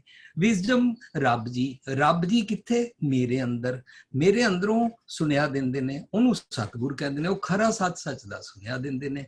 ਇਸ ਸ਼ਬਦ ਅੰਦਰ ਮਿੱਠਾ ਬੋਲਣਾ ਸਿਖਾਇਆ, ਇਸ ਸ਼ਬਦ ਅੰਦਰ ਸਿਖਾਇਆ ਕਿ ਮੈਂ ਮਿੱਠਾ ਬੋਲਣਾ ਹੈ, ਇਸ ਸ਼ਬਦ ਅੰਦਰ ਸਿਖਾਇਆ ਕਿ ਕਿਸੇ ਦੀ ਭਾਵੇਂ ਪਤਨੀ ਹੈ, ਪਤੀ ਹੈ, ਸੱਸ ਹੈ, ਬੱਚੇ ਹੈ, ਜੋ ਮਰਜ਼ੀ ਹੈ, ਕਿਸੇ ਦੇ ਔਗੁਣਾਂ ਦੀ ਲਿਸਟ ਅਸੀਂ ਨਹੀਂ ਬਣਾਣੀ, ਅਸੀਂ ਕਦੇ ਕਿਸੇ ਨੂੰ ਕੌੜਾ ਨਹੀਂ ਬੋਲਣਾ। ਇਸ ਤਰ੍ਹਾਂ ਆਪਣੇ ਤੇ ਅਪਲਾਈ ਕਰੀ ਜਾਵਾਂਗੇ ਤਾਂ ਔਗੁਣ ਛੋੜ ਗੁਣਾ ਕੋ ਧਾਵੋ ਜਦੋਂ ਅਸੀਂ ਹੋਈ ਜਾਵਾਂਗੇ ਨਾ, ਤਾਂ ਅਸੀਂ ਡੇ ਬਾਈ ਡੇ ਹਰਜਨ ਬਣਨ ਦੀ ਉਸ ਟੋੜ ਤੇ ਟੁਰ ਪਵਾਂਗੇ ਜਿੱਥੋਂ ਅਸੀਂ ਫਿਰ ਕੂੜਿਆਰ ਤੋਂ ਸਚਿਆਰ ਅਤੇ ਵਿਰਲੇ ਬਣ ਜਾਂਦੇ। ਉਹ ਠੀਕ ਹੈ ਵੀਰ ਜੀ, ਮੈਨੂੰ ਇਹ ਦੱਸੋ ਨਾ, ਮੈਂ ਹੁਣ ਮਤ ਦੀ ਗੱਲ, ਮਤ ਜਿਹੜੀ ਹੈ ਉਹ ਮੰਨਣਾ ਬਹੁਤ ਕੀ ਹੋ ਰਹੀ ਹੈ। ਪ੍ਰਮਾਣਿਕ ਤੁਸੀਂ ਦੇਖੋ, ਉਹਦੇ ਵਿੱਚ ਮਨ ਦੇ ਸ਼ਬਦ ਐਡ ਕੀਤੇ ਹੋਏ ਹੈਗੇ ਆ। ਇਹਦੇ ਵਿੱਚ ਘੱਟਵਾਸੀ ਸਰਵਨਵਾਸੀ ਕਿਵੇਂ ਹੋ ਗਿਆ? ਤੁਹਾਡਾ ਮਨ ਘੱਟਵਾਸੀ ਕਿਵੇਂ ਬਣ ਸਕਦਾ? ਦੱਸੋ ਜਰਾ। ਮੇਰੇ ਅੰਦਰ ਇੱਕ ਘੱਟ ਰੂਮ ਥਾਟ ਪ੍ਰੋਸੈਸ, ਮੇਰੇ ਅੰਦਰ ਸਾਰੇ ਸਰਵਨਵਾਸ ਦਾ ਹੁੰਦਾ ਸਾਰੀਆਂ ਥਾਵਾਂ ਤੇ। ਤੁਹਾਡਾ ਮਨ ਤੋਂ ਛੋਟੀ ਜਿਹੀ ਇਕਾਈ ਹੈ, ਅੰਸ਼ ਹੈਗੀ ਰਾਮ ਅੰਸ਼ ਹੈ, ਠੀਕ ਹੈ। ਘੱਟ ਸਭ ਕੀ ਹੁੰਦਾ? ਹਰ ਹਿਰਦੇ ਵਾਰ ਤੁਹਾਡੇ ਹਿਰਦੇ ਵਿੱਚ ਤਾਂ ਇੱਕ ਹਿਰਦੇ ਇਕਬਾਲ ਜੀ, ਪਰ ਇੱਥੇ ਤਾਂ ਬਹੁਵਚਨ ਦੀ ਪ੍ਰਕਿਰਿਆ ਵਿੱਚ ਹੈ ਨਾ, ਸਭ ਘੱਟ ਵਾਸਤੇ ਹਰ ਥਾਂ ਦੇ ਵਿੱਚ ਹੈ, ਹਰੇਕ ਥਾਂ ਬਹੁਵਚਨ ਵਿੱਚ, ਨਾ ਕਿ ਸਿੰਗੂਲਰ ਦੇ ਵਿੱਚ। ਵੀਰ ਜੀ ਤੁਸੀਂ ਗ੍ਰਾਮਰ ਤੋਂ ਥੋੜਾ ਜ਼ਿਲ੍ਹੇ ਬਣਾਉਣਾ। ਭੁਪਿੰਦਰ ਸਿੰਘ ਜੀ ਦੇ ਘੱਟ ਦੇ ਵਿੱਚ, ਇਕਬਾਲ ਸਿੰਘ ਜੀ ਦੇ ਵਿੱਚ, ਸਤਵੀਰ ਜੀ ਦੇ ਘੱਟ ਵਿੱਚ, ਇੰਦਰ ਜੀ ਦੇ ਘੱਟ, ਇਹਨੂੰ ਕਹਿੰਦੇ ਘੱਟ ਵਾਸੀ। ਤੁਸੀਂ ਆਪਣੇ ਮਨ ਨੂੰ ਸਾਡੇ ਘੱਟ ਦੇ ਵਿੱਚ ਕਿਵੇਂ ਲੈ ਕੇ ਸਕਦੇ? ਇਹ ਦੱਸੋ। ਹਾਂਜੀ ਇਕਬਾਲ ਜੀ, ਮੈਂ ਇਹਦੇ ਚ ਨਾ ਕਿਤੇ ਵੀ ਅਰਥ ਨਹੀਂ ਕੀਤੇ ਕਿ ਮੈਂ ਇਕਬਾਲ ਜੀ, ਹਰਵਿੰਦਰ ਜੀ, ਸਤਬੀਰ ਜੀ ਦੇ ਘੱਟ ਵਿੱਚ ਮੇਰਾ ਮਨ ਜਦੋਂ ਵਿਜ਼ਡਮ ਨਾਲ ਜੁੜ ਜਾਏਗਾ ਤਾਂ ਵਸ ਜਾਏਗਾ। ਘੱਟ ਵਾਸੀ ਪਲੂਰਲ ਤੋਂ ਤੁਸੀਂ ਨਹੀਂ ਕੀਤੇ, ਪਰ ਸ਼ਬਦ ਲਿਖਿਆ ਘੱਟ ਵਾਸੀ, ਉਹਦੇ ਪ੍ਰਥਾਏ ਦੱਸੋ ਨਾ। ਅੱਛਾ, ਤੁਸੀਂ ਪਹਿਲਾਂ ਤੁਸੀਂ ਪੂਰਾ ਤੁਸੀਂ ਮਨ ਨੂੰ ਆਪਣੇ ਨੂੰ ਸੁਆਮੀ ਕਿਹਾ, ਪਿੱਛੇ ਆਪਾਂ ਦਾ ਜਿਹੜਾ ਆਪਾਂ ਰੋਜ਼ਾਨਾ ਪੜ੍ਹਦੇ ਆ ਸੋਲੇ ਦੇ ਵਿੱਚ, ਤੇ ਥੱਲੇ ਉਹ ਲਿਖਿਆ ਹੈ ਅੰਤਰਮੀ। ਉਹ ਕਿਹੜੇ ਅੰਤਰਮੀ ਆ? ਗੱਲ ਗੁਰਬਾਣੀ ਵਿੱਚ ਘੱਟ ਜਾਂ ਮੇਰੇ ਮਨ ਦੀ ਕਿ ਅਕਾਲ ਦੀ ਸਮਝਣਾ ਸਾਡੇ ਮਨ ਆ, ਮੈਂ ਬਿਲਕੁਲ ਤਾਂ ਸਹਿਮਤ ਹਾਂ। ਪਰ ਮਨ ਦੀ ਆਵਾਜ਼ ਜਿਹੜੀ ਹੈ ਦੱਸਿਆ ਜਾ ਰਿਹਾ, ਮਨ ਨੂੰ ਦੱਸਿਆ ਜਾ ਰਿਹਾ ਬਈ ਰੱਬ, ਉਸ ਇੱਕ ਓਂਕਾਰ ਜਿਹੜਾ ਮੂਲ ਮੰਤਰ ਸਿਧਾਂਤ, ਉਹ ਤਾਂ ਇੱਥੇ ਤੁਸੀਂ ਛੱਡੇ ਦਿੱਤਾ, ਇੱਥੇ ਤੇ ਆਪਣੇ ਮਨ ਦੀ ਲੈ ਆ ਗੱਲ। ਕਿਹਦਾ ਦੱਸਿਓ ਜੀ? ਜਦੋਂ ਤੁਸੀਂ ਮੈਨੂੰ ਕਹੋਗੇ ਨਾ ਹੁਣ ਵੀਰ ਜੀ ਤੁਸੀਂ ਹੀ ਬੋਲੋ, ਤਾਂ ਫਿਰ ਮੈਂ ਬੋਲਾਂਗਾ, ਤੁਸੀਂ ਹੁਣ ਬੋਲ ਲਓ। ਮਤਲਬ ਮੈਨੂੰ ਵੈਸੇ ਤੁਹਾਡਾ ਕੁਐਸਚਨ ਤੇ ਸਮਝ ਆ ਚੁੱਕਾ ਹੋਇਆ, ਹੁਣ ਜਦੋਂ ਤੁਸੀਂ ਮੈਨੂੰ ਚਾਂਸ ਦਿਓਗੇ ਨਾ ਫਿਰ ਮੈਂ। ਹਾਂ ਬੋਲੋ ਵੀਰ ਜੀ, ਮੈਂ ਕਹਿਤਾ, ਮੈਂ ਕਿਹਾ ਬੋਲੋ ਵੀਰ ਜੀ, ਤੁਸੀਂ, ਮੈਂ ਕਿਹਾ ਸ਼ਬਦ ਇਹ ਬੋਲੋ ਵੀਰ ਜੀ, ਤੁਸੀਂ ਸਮਝਾ ਦਿਓ ਸਾਨੂੰ ਦੱਸੋ ਜੀ। ਅੱਛਾ ਜੀ, ਪਹਿਲੀ ਗੱਲ ਤੇ ਮੈਂ ਸਮਝਾਉਣ ਦੀ ਅਥਾਰਟੀ ਤੇ ਨਹੀਂ ਹਾਂ, ਮੈਂ ਤੇ ਉਹਨੇ ਖੁਦ ਆਪਣੇ ਤੇ ਐਪਲੀਕੇਬਲ ਕੋਈ ਗੱਲ ਨਹੀਂ, ਅਸੀਂ ਸਮਝਾਂਗੇ ਤੁਹਾਡੇ ਕੋਲ, ਕੋਈ ਐਸੀ ਗੱਲ ਨਹੀਂ। ਜਦੋਂ ਵੀ ਕਰਦੇ ਹੋ ਦੇ ਸ਼ਬਦ ਨਾ ਯੂਜ਼ ਕਰਿਆ ਕਰੋ। ਆਪਾਂ ਇੱਕ ਦੂਜੇ ਨੂੰ ਸਾਂਝ ਕਰੀ ਵਾਲੀ, ਤੁਸੀਂ ਗੁਣ ਸਾਨੂੰ ਦੱਸ ਰਹੇ ਪਰਮਾਤਮਾ, ਅਸੀਂ ਸਾਂਝ ਕਰ ਰਹੇ ਹਾਂ। ਨਾਮ ਸਮਝਣ ਵਾਲੀ ਕੋਈ ਗੱਲ ਨਹੀਂ ਹੈਗੀ, ਤੁਸੀਂ ਸਤਿਕਾਰਯੋਗ ਹੋ, ਵੱਡੀ ਸਮਝਾਓ ਸਾਨੂੰ, ਇਹ ਸਮਝ ਕੋਈ ਗੱਲ। ਹਾਂਜੀ ਹੁਕਮ। ਅੱਛਾ ਜੀ, ਜਦੋਂ ਅਸੀਂ ਆਪਣੇ ਅੰਦਰ ਦੀ ਸ੍ਰਿਸ਼ਟੀ ਦੀ ਗੱਲ ਕਰ ਰਹੇ ਹਾਂ ਨਾ, ਤਾਂ ਫਿਰ ਮੇਰਾ ਮਨ ਜਦੋਂ ਸਤਿਗੁਰ ਦੀ ਮੱਤ ਲੈ ਲੈਂਦਾ ਹੈ, ਤਾਂ ਜਿਹੜੇ ਮੇਰੇ ਅੰਦਰ ਜੀ ਜੰਤ ਹਨ, ਉਹਨਾਂ ਸਾਰਿਆਂ ਦੇ ਵਿਚਕਾਰ ਮੇਰਾ ਮਨ ਸਾਰਿਆਂ ਨੂੰ ਦੇਖਣ ਯੋਗ ਹੈ, ਸਾਰਿਆਂ ਦੇ ਮਨ ਦੀ ਜਾਣਦਾ ਹੈ ਕਿ ਮੇਰਾ ਕੁੱਤਾ, ਮੇਰਾ ਸੱਪ, ਮੇਰਾ ਹਿਰਨ, ਮੇਰਾ ਇਹ ਸਾਰੇ ਇਹ ਕੀ ਮੰਗਦੇ ਨੇ। ਉਹਨੂੰ ਉੱਥੇ ਪ੍ਰੈਜ਼ੈਂਟ ਹੈ। ਜਦੋਂ ਪ੍ਰੈਜ਼ੈਂਟ ਨਹੀਂ ਸੀ ਤਾਂ ਉਹਨੂੰ ਬੁਲਾਇਆ ਗਿਆ ਸੀ ਮਤ ਵੱਲੋਂ, ਸੁਰਤ ਵੱਲੋਂ, ਕਿ ਤੁਸੀਂ ਬਾਹਰ ਕਿੱਥੇ ਚਲੇ ਗਏ ਹੋ, ਮਨ ਪਰਦੇਸੀ ਵੇ ਪਿਆਰੇ ਆਓ ਕਰੇ, ਤੁਸੀਂ ਪਲੀਜ਼ ਘਰ ਆ ਜਾਓ, ਤੁਹਾਡੇ ਕਾਰਨ ਅਸੀਂ ਸਾਰੇ ਉਥਲ ਪੁਥਲ ਹੋਏ ਹਾਂ, ਅਸੀਂ ਦੁਖੀ ਹੋਏ ਹਾਂ। ਤਾਂ ਅਸੀਂ ਆਪਣੇ ਅੰਦਰ ਬਾਰੇ ਸਿੱਖਦੇ ਹਾਂ। ਜਦੋਂ ਅੰਦਰ ਬਾਰੇ ਸਿੱਖਦੇ ਹਾਂ ਤੇ ਇਹ ਨਹੀਂ ਕਿਹਾ ਜਾ ਰਿਹਾ ਕਿ ਫਰਜ਼ ਕਰੋ ਸਤਵੀਰ ਸਿੰਘ ਜੀ ਨੂੰ ਸਮਝ ਆ ਗਈ ਹੈ ਤਾਂ ਸਤਵੀਰ ਸਿੰਘ ਜੀ ਸਰਬ ਨਿਵਾਸੀ ਆਲ ਓਵਰ ਦਾ ਵਰਲਡ ਸਭ ਜਗ੍ਹਾ ਰਹਿੰਦੇ ਨੇ, ਇਹ ਨਹੀਂ ਕਿਹਾ ਜਾ ਰਿਹਾ। ਸਤਵੀਰ ਸਿੰਘ ਜੀ ਆਪਣੇ ਅੰਦਰ ਦੇ ਇੱਕ ਇੱਕ ਰੋਮ ਥਾਟ ਪ੍ਰੋਸੈਸ ਬਾਰੇ ਅਵੇਅਰਨੈਸ ਪ੍ਰਾਪਤ ਕਰ ਰਹੇ ਨੇ, ਉਹਨੂੰ ਕਹਿੰਦੇ ਨੇ ਮਨ ਜੀਤ ਹੈ ਜਗ ਜੀਤ। ਇਹ ਜਗ ਕਿਹੜਾ ਹੈ? ਆਪਣਾ ਥਾਟ ਪ੍ਰੋਸੈਸ। ਜਗ ਕਿਹੜਾ? ਆਪਣੇ ਅੰਦਰ ਦਾ ਜਗਤ। ਜਗ ਕਿਹੜਾ ਹੈ? ਆਪਣੇ ਅੰਦਰ ਦਾ ਸੰਸਾਰ, ਆਪਣੇ ਅੰਦਰ ਦੀ ਦੁਨੀਆ। ਬਾਹਰਲੀ ਦੁਨੀਆ ਨੂੰ ਤੇ ਅਸੀਂ ਪਹਿਲਾਂ ਵੀ ਵਿਚਾਰ ਚੁੱਕੇ ਹਾਂ, ਛੱਡ ਦੁਨੀਆ, ਅੰਦਰ ਜਾਮਣਾ, ਇਹ ਬਾਹਰਲੀ ਦੁਨੀਆਦਾਰੀ ਦੀ ਗੱਲ ਛੱਡ। ਸੋ ਅਸੀਂ ਪਹਿਲਾਂ ਪ੍ਰਥਮੇ ਮਨ ਪ੍ਰਬੋਧੇ ਆਪਣਾ ਆਪ ਪਾਛੇ ਵਰਿਜਾਵਾ ਦੀ ਗੱਲ ਸਿੱਖ ਰਹੇ ਹਾਂ। ਅਸੀਂ ਪਹਿਲਾਂ ਆਪ ਸਵਾਰੇ ਮੈਂ ਮਿਲਿਆ ਸੁਖ ਹੋਏ, ਜੇ ਤੂੰ ਮੇਰਾ ਹੋਏ ਨਹੀਂ ਸਭ ਜਗ ਤੇਰਾ ਹੋਏ। ਇਹ ਜਗ ਦਾ ਮਤਲਬ ਵਰਡ ਦੇ ਲੋਕੀ ਨਹੀਂ ਹਨ। ਇਹ ਜਗ ਦਾ ਮਤਲਬ ਹੈ ਤੇਰਾ ਥਾਟ ਪ੍ਰੋਸੈਸ ਤੇਰੇ ਵਸ ਆ ਜਾਏਗਾ, ਤੇਰੇ ਅੰਦਰ ਦੇ ਇੰਦਰੇ ਗਿਆਨਿੰਦਰੇ ਵਸ ਆ ਜਾਣਗੇ, ਤੇਰੀ ਜੀਭ ਵੀ ਵਸ ਆ ਜਾਏਗੀ, ਤੂੰ ਕੌੜਾ ਨਹੀਂ ਬੋਲੇਗਾ, ਤੇਰੇ ਕੰਨ ਵਸ ਆ ਜਾਣਗੇ, ਨਿੰਦਾ ਵੱਲ ਅਟਰੈਕਟ ਨਹੀਂ ਹੋਣਗੇ, ਤੇਰੀਆਂ ਅੱਖਾਂ ਵਸ ਆ ਜਾਣਗੀਆਂ, ਤੂੰ ਕਿਸੇ ਨੂੰ ਘੂਰੀ ਨਹੀਂ ਵੱਟੇਗਾ। ਇਹਨੂੰ ਘੱਟ ਘੱਟ ਵਾਸੀ ਸਰਬ ਨਿਵਾਸੀ ਉਹ ਆਪਣੇ ਅੰਦਰ। ਅਸੀਂ ਜਦੋਂ ਪੜ੍ਹਦੇ ਹਾਂ ਜਲ ਥਲ ਮਈਲ ਰਿਹਾ ਭਰਪੂਰ, ਨਿਕਟ ਵਸੈ ਨਾਹੀ ਪ੍ਰਭ ਦੂਰ, ਉਸ ਵੇਲੇ ਮਨ ਪ੍ਰਭ ਬਣ ਜਾਂਦਾ ਹੈ। ਔਰ ਜਲ ਥਲ ਮਈਲ ਉਹਦੇ ਅੰਦਰ ਦੇ 3 ਭਵਨ ਹੁੰਦੇ ਨੇ। ਅੰਦਰ ਦੇ 3 ਭਵਨ, ਕਾਇਆ ਅੰਦਰ ਖੰਡ ਮੰਡਲ ਪਤਾਲਾ, ਇਸ ਤਰੀਕੇ ਦੇ ਅੰਦਰ ਦੇ 3 ਭਵਨ ਹੁੰਦੇ ਨੇ। ਬਾਹਰਲੇ 3 ਭਵਨ ਤੇ ਮੈਂ ਅੱਜ ਤੱਕ ਕਦੀ ਨਾ ਦੇਖੇ ਸੁਣੇ ਨੇ, ਲੇਕਿਨ ਅੰਦਰ ਦੇ 3 ਭਵਨ ਗੁਰੂ ਸਾਹਿਬ ਮਨੂੰ ਸਮਝਾ ਦਿੰਦੇ ਨੇ ਨਾ। ਜਦੋਂ ਜਿਸ ਦਿਨ ਸਮਝ ਆ ਜਾਂਦੇ ਨੇ ਉਸ ਦਿਨ ਅਸੀਂ ਤ੍ਰਿਲੋਚਨ ਹੋ ਜਾਂਦੇ ਹਾਂ, ਉਸ ਦਿਨ ਸਾਨੂੰ ਤ੍ਰਿਲੋਕੀ ਬਾਰੇ ਸਮਝ ਆ ਜਾਂਦੀ ਹੈ। ਕੱਲ ਵੀਰ ਜੀ ਮੈਂ ਸਿਰਫ ਕਹਿ ਰਿਹਾ ਸੀ ਹੈਲੋ, ਇਹ ਜਿਹੜਾ ਮਨ ਹੈ ਸਾਡਾ, ਹੁਣ ਉੱਥੇ ਜਿੰਨੇ ਸ਼ਬਦ ਤੁਸੀਂ ਪ੍ਰਮਾਣਿਕਤਾ ਕੀਤੀ ਮਨ ਦੇ, ਉਹਦੇ ਵਿੱਚ ਹਰ ਇੱਕ ਦੇ ਸ਼ਬਦ ਮਨ ਜਾਂ ਆਪ ਆਇਆ, ਠੀਕ ਹੈ ਜੀ। ਇੱਥੇ ਤੇ ਕੋਈ ਮਨ ਵਾਲਾ ਸ਼ਬਦ ਆਪ ਵਾਲਾ ਸ਼ਬਦ ਹੈ ਨਹੀਂ। ਹੁਣ ਉਹ ਸੰਬੋਧਨ ਹੋ ਰਿਹਾ ਮਿੱਠ ਬੋਲੜਾ ਜੀ ਸੱਜਣ ਸੁਆਮੀ ਮੋਰਾ, ਮੋਰਾ ਪਤਾ ਮੇਰਾ। ਹੁਣ ਕੌਣ ਕਹਿ ਰਿਹਾ? ਠੀਕ ਹੈ ਜੀ, ਤੁਸੀਂ ਕਿਹਾ ਮਤ ਰਹੀ ਆ, ਹਾਂ ਸੰਭਲ ਥੱਕੀ ਜੀ, ਉਹ ਕਦੇ ਨਾ ਬੋਲੇ ਕੌੜਾ, ਠੀਕ ਹੈ ਜੀ। ਹੁਣ ਜੇ ਮਤ ਮਨ ਨੂੰ ਰਹੀ ਹੈ ਤੇ ਕਿਤੇ ਵੀ ਸੋਧ ਕੀ ਸ਼ਬਦ ਹੈ ਨਹੀਂ ਇੱਥੇ, ਕਿਉਂਕਿ ਜਦੋਂ ਮਨ ਔਰ ਮਤ ਦੀ ਗੱਲ ਹੋ ਰਹੀ ਹੈ ਨਾ ਗੁਰਬਾਣੀ ਚ ਹੋਰ ਥਾਂ ਵੀ, ਉੱਥੇ ਨਾਲੋਂ ਨਾਲ ਸਾਰੇ ਸ਼ਬਦ ਮੌਜੂਦ ਹੈ। ਜਿਵੇਂ ਕਿ ਮੈਂ ਕਾਇਆ ਦੀ ਦੇਖੀ, ਮੈਂ ਆ ਗਿਆ ਸ਼ਬਦ, ਕਾਇਆ ਆ ਗਿਆ ਸ਼ਬਦ। ਹੁਣ ਜੇ ਤੁਸੀਂ ਮਤ ਦੀ ਤਾਂ ਕਰ ਰਹੇ ਆ, ਭਾਵਨਾ ਦਾ ਸ਼ਬਦ ਕੋਈ ਜੋੜ ਹੀ ਨਹੀਂ ਰਹੇ ਤੇ ਆਪ ਕੋਲੇ ਬਣਾਈ ਜਾਂਦੀ, ਇਹ ਕਿਵੇਂ ਹੋ? ਮੈਂ ਇਹਨੂੰ ਸਵਾਲ ਕਰ ਰਿਹਾ। ਤੁਸੀਂ ਪਿੱਛੇ ਪਦੇ ਵਿੱਚ ਵੀ ਕਿਹਾ ਅੰਤਰਜਾਮੀ ਤਾਂ ਉਹ ਹੁੰਦਾ ਜਿਹੜਾ ਹਰ ਘਟ ਦੀ ਜਾਣਨ ਵਾਲਾ ਹੋਵੇ, ਉਹ ਬਹੁਵਚਨ ਆ ਅੰਤਰਜਾਮੀ। ਤੁਸੀਂ ਇਕੱਲੇ ਮਨ ਆਪਣੇ ਦੀ ਕਰਕੇ ਘਟ ਮੈਂ ਹਰ ਜੂ ਬਸੇ, ਹਰ ਹਿਰਦੇ ਘਰ ਇੱਕੋ ਹੀ ਪ੍ਰਮਾਤਮਾ ਵਸਦਾ ਨਾ। ਘਟ ਇੱਕ ਰੱਬ।